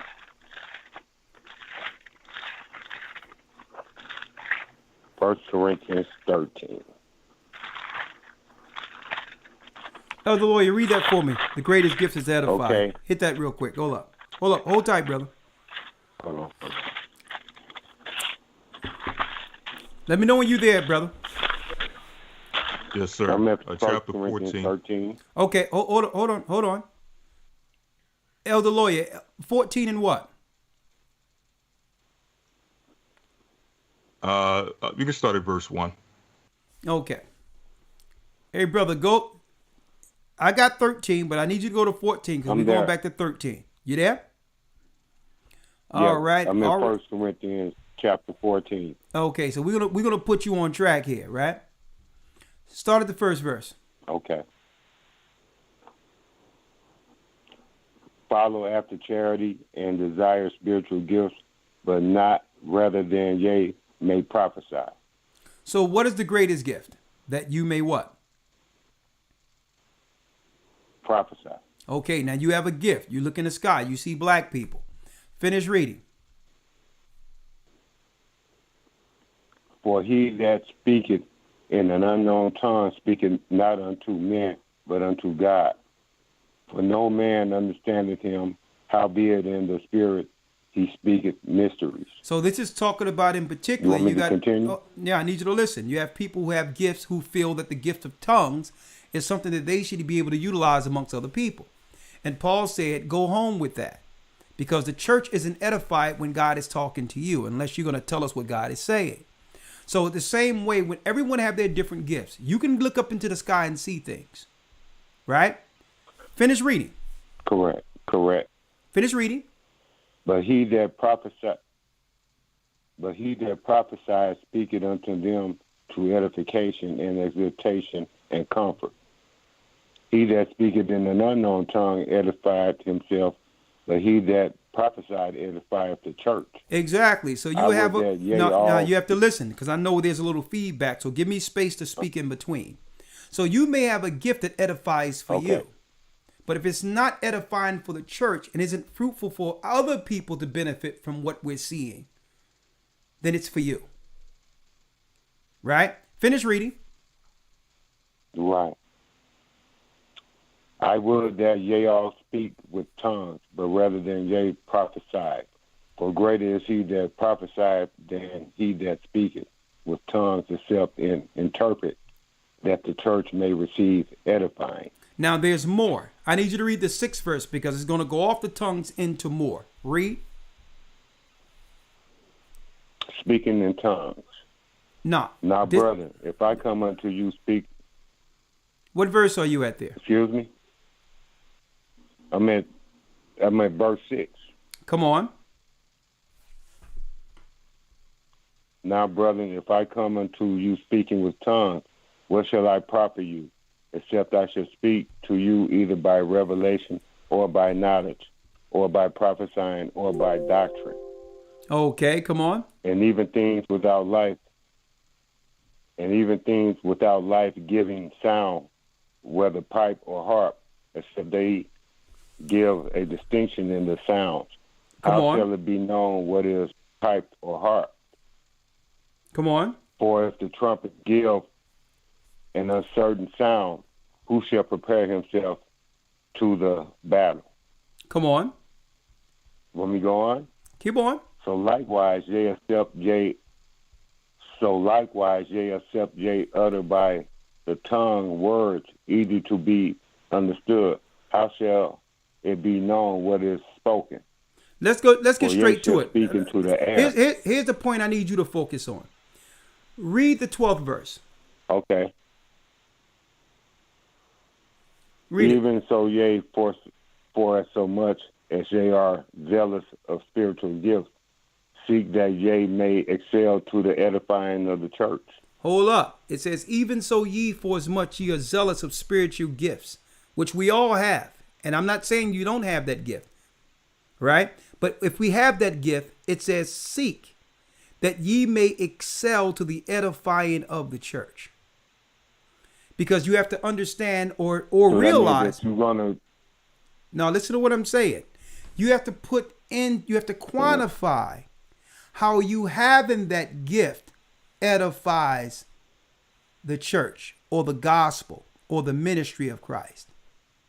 Not to say that what you're doing. Well, can I? I'm saying, but if you're ready to answer me before I'm finished speaking, then I think we're getting double feedback. That's why. Okay, yeah. This is what I'm saying, though. But I hear you. Listen, like for instance, I'm a man that edifies, right? Some of the things that I am gifted in certain areas, I understand when that's for me and not for everyone else. When I'm here for the people, I'm here to edify because they're here to get understanding. So whatever gifts I have, that's between me and the Most High, that would probably be a stumbling block to others, I keep to myself. Now, it'll come a time where that gift will come in handy. Suppose something happens where there's something that I have, a gift that isn't edifying, but it's a gift the Most High have given me. And we're out together and I'm being directed and I see something based on that gift the Most High have given me that's directing us in the right way from harm to safety. That's when that gift comes into play. But when we're here for the teachings, we're only here to edify the word of the Most High and what he has to say in directing us as a people. Coming into one fold, one Lord, one faith, one baptism. That's what this forum is for. It's not for individual gifts. Because we all have gifts. Right, I understand. Okay, all right. I'm not downplaying your gift. But what I'm saying is the greatest gift is that you can consolidate that into edifying and use that for when it's time. Yeah. Okay? Yes, sir. My brother. Now, I got one more thing I want to say. Well, the one more thing can't happen because, brother, the one more thing have to wait for another time because other people in line. And I have to do respect to the program, okay? Yes, sir. Yes, My sir. brother. Hold it, write it down, and I'll answer it later. My brother. All right, let's get one more call, and that will actually conclude our broadcast this evening. 252 area code. Elder? Yes. Oh, thank you, Haya. I just wanted to come on the broadcast. I'm another person that's been listening for years. The first thing is I've been trying for years off and on to find a gathering close to me, but every time I do the questionnaire and watch the video, I never get that return email. I recently just ordered a calendar, so I did another email around the same time I ordered my calendar. So that's another reason why I'm glad that I actually got through, because it's an emergency that I get in the gathering with our people, because I need to be covered. And the enemy has been attacking me for a while, but it's very intense right now because I actually started doing what the Lord has been asking me to do, educational wise and spiritual wise. So that's another segment. My main thing is I'm calling for an emergency prayer and letting the ladies know to be careful about going to the doctors. I recently went to a doctor, and I looked for a black doctor to support because they're not supported as much. I'm a healthy individual. I'm 45. I don't have any major issues. My main issue was my intimate parts to where fibroids was incurred, and I knew about that for years. I've been taking vitamins, doing herbs. Well, sister, you have to round. I'm with you, sister, but I'm trying to really. Okay. I'm trying to really triangulate on the purpose of the call. I need you to really, because right now you're probably nervous, and you're going through all your thoughts and getting them out, but it's not coming into a cohesive dialogue. Okay. So what is it? I went to sisters. Be careful. Sisters, be careful from the doctors because of what? Because they told me that I had HPV. Oh, I know I didn't have that. So they suggested for me to do a coloscopy. My first doctor gave me a pap smear. She used the instrument. It was too large. Okay, all right. Check this out, sister. This is what we're going to do, though, because this is going into some intrusive private scenarios. But what we do know is, yes, they are targeting the woman's, fertility organ. We understand that. So this is what we have to do, though. Yes. What has to happen more so than anything, and I'm glad you bring this out.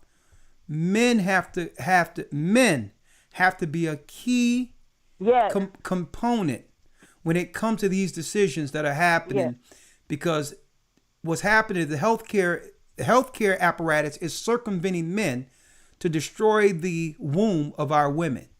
And they're getting our sisters at an early age with this your body stuff and body empowerment. But it's really so that you can privately get yourself jacked to not be able to have children and all that under the eugenics program. So, all that HPV, all that crap is crap. It's to get you, first of all, to make you believe something is wrong with you so that they can actually get to you to do something to you in certain circumstances. I've seen that. So, but again, there have been instances where people went to the hospital and doctor, sister, and there were real issues based on past medical scenarios that led to sisters having cysts and all those things that needed medical attention. So we have to be to a point where we're not so con or so skeptical when it comes to the healthcare system that when there is something offered that can help, that we leave ourselves out there without any level of medical attention. So there's a balance there. That's where men gotta come in at, and you have to ask the right questions and have second opinions and have people say, "Well, listen." And I'm gonna tell you, what goes on is I'm gonna tell you in this. What happens, sister? Too many times we listen to TV, we do all these things, and we try to get in front of things, and our sisters. I mean, I had to straighten my mother out with that because she wanted to be up in the doctor's office every other minute. Every time you look, she got a doctor's appointment. So because it's the fear that's being inundated through the airwaves. So it has to be balanced to a degree, especially a woman who's nervous concerning her health. Eventually, you're gonna get in there, and something is, So a man have to be there who understand what's going on, and sisters can't be triggered through every little thing they hear on the news or through or through the commercials that will have them say, well, they say, check with your doctor, check with your doctor. And now you're making a doctor's appointment when nothing is wrong with you. Okay. So. Exactly. Because nothing was wrong with me. All right. And but the main thing is the second sister, doctor caused so much pain. Well, I have to get to the next call, sister. I'm sorry. I have to get to the next call. All right. I got one more call. Okay. All right. Well, can you take my number so someone? Okay. What is your name, sister? Hello? Angela. Hold on. Where you from? Angela. Greenville, North Carolina. Okay, I'm gonna have the elder call you from North Carolina. I'm gonna call you, Angela. Okay, North Carolina. My mom from there. Sir. Okay, so we're gonna have someone call you. All right. Bless you. Thank you. All right, no problem. Thank you. I can understand sometimes we're under time constraints. People are nervous. Didn't think they was gonna get in, so I understand sometimes it takes 15 minutes to get over the jitters. But I just don't have that long. Sorry. All right. 985 area code. And it's going to be the last call. Sorry. We'll pick up calls next week. You're live.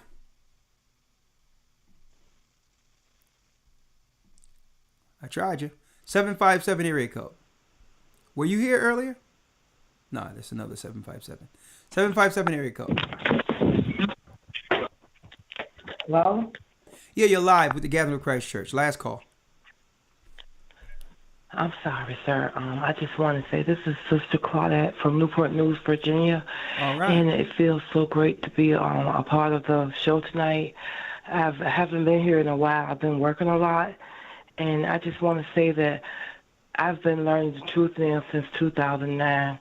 And the truth that I've learned has answered so many questions of my wives.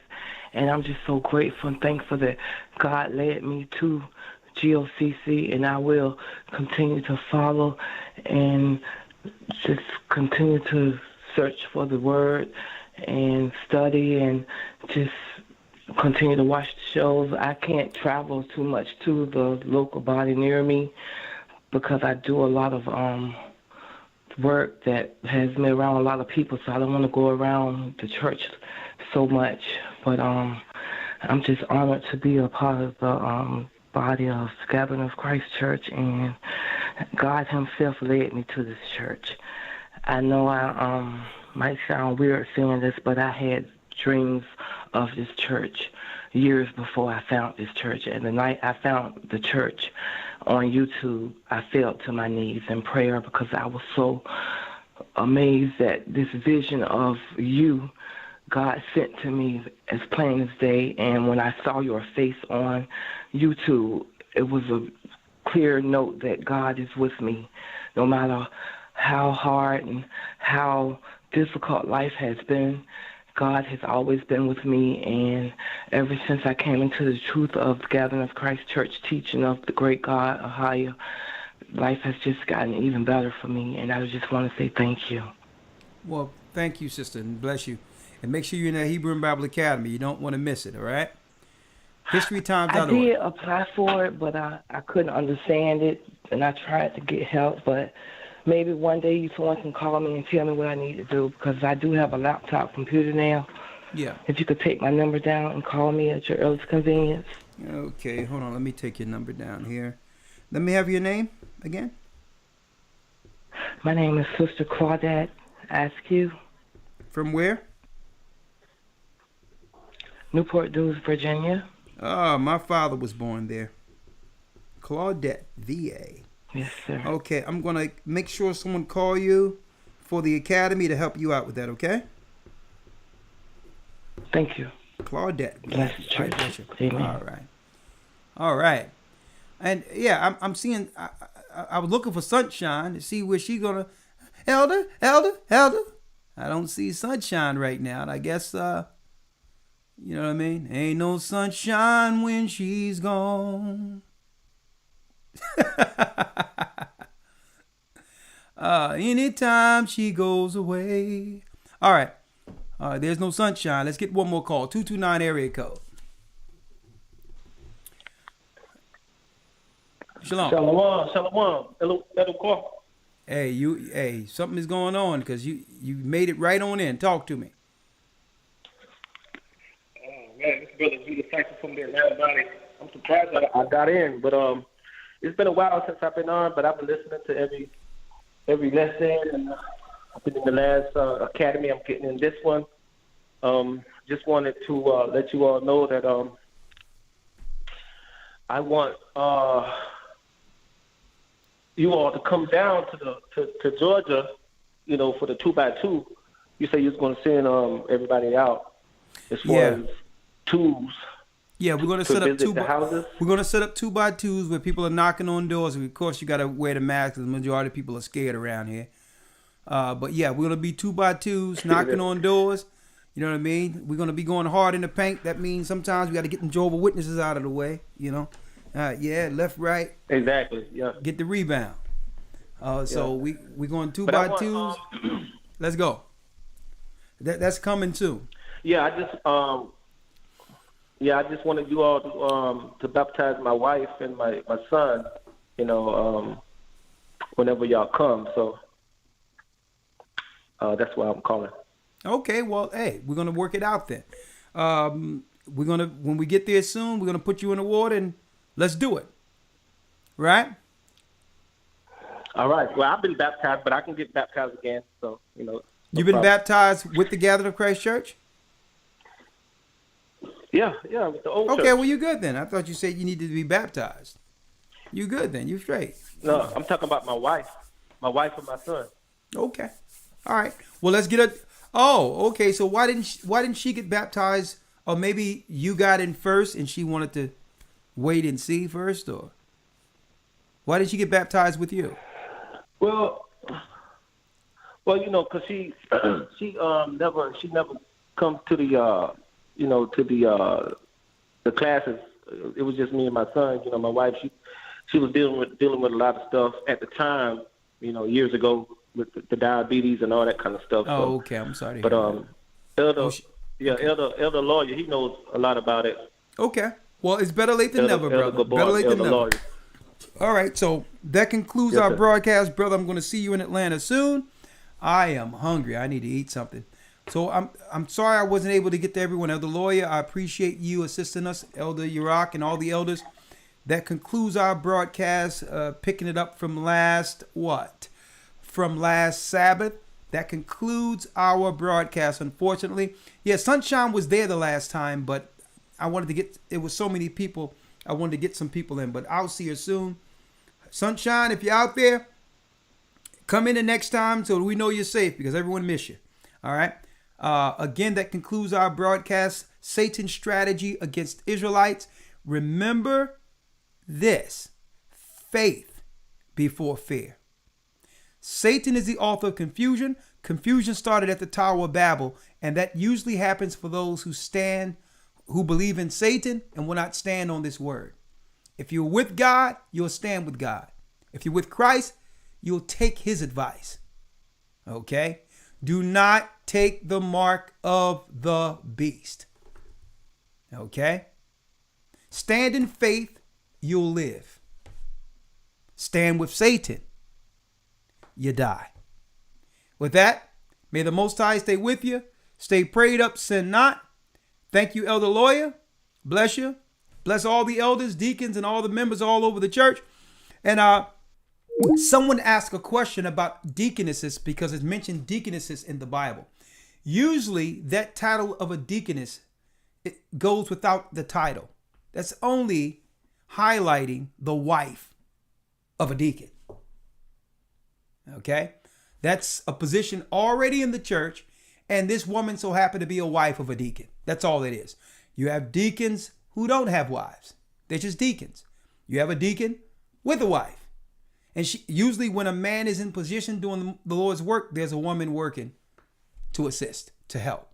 That's a deaconess. That's all that is. It wasn't no position over men in the church. It was only highlighting, I want to put that out there, the wife of a deacon. Now, with that, I'm going to say shalom, stay prayed up, sin not. We will soon see Zion. And yes, I'm going to end it with a song Save Me. It will be released with the new project soon. Music with the Purpose Part 2 coming. Let's go. Hey. Oh. Hey. I was on my way, felt the presence of your son every day. Every day. I let go of your hand. And now I feel a change. I close the door. Close the door, fall to my knees and I begin to pray. Oh, help me. The cares of the world. The cares of the world is slowly pulling me away. What?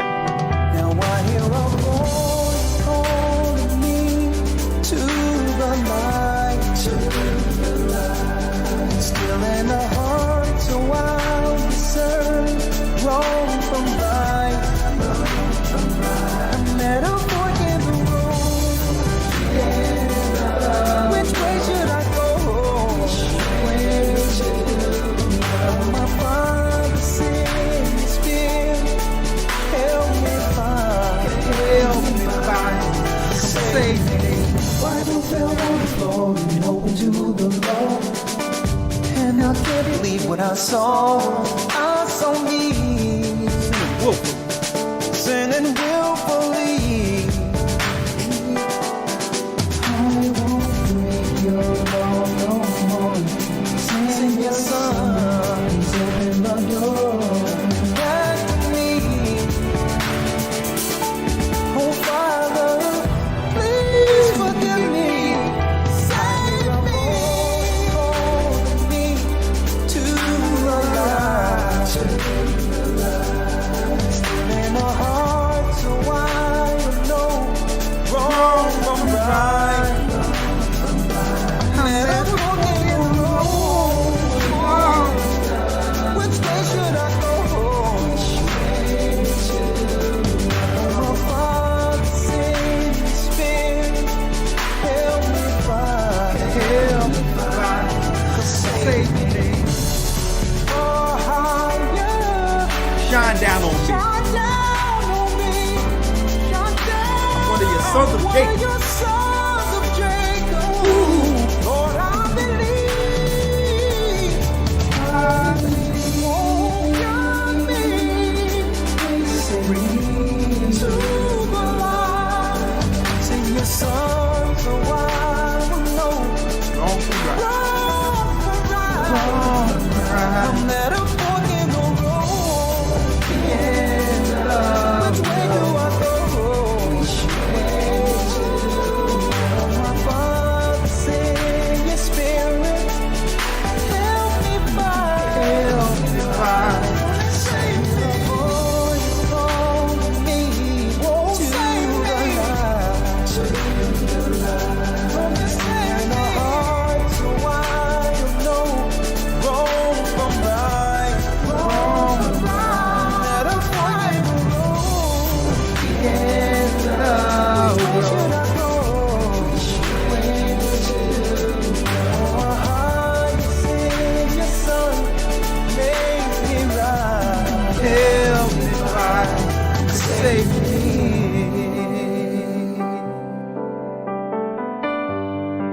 Oh,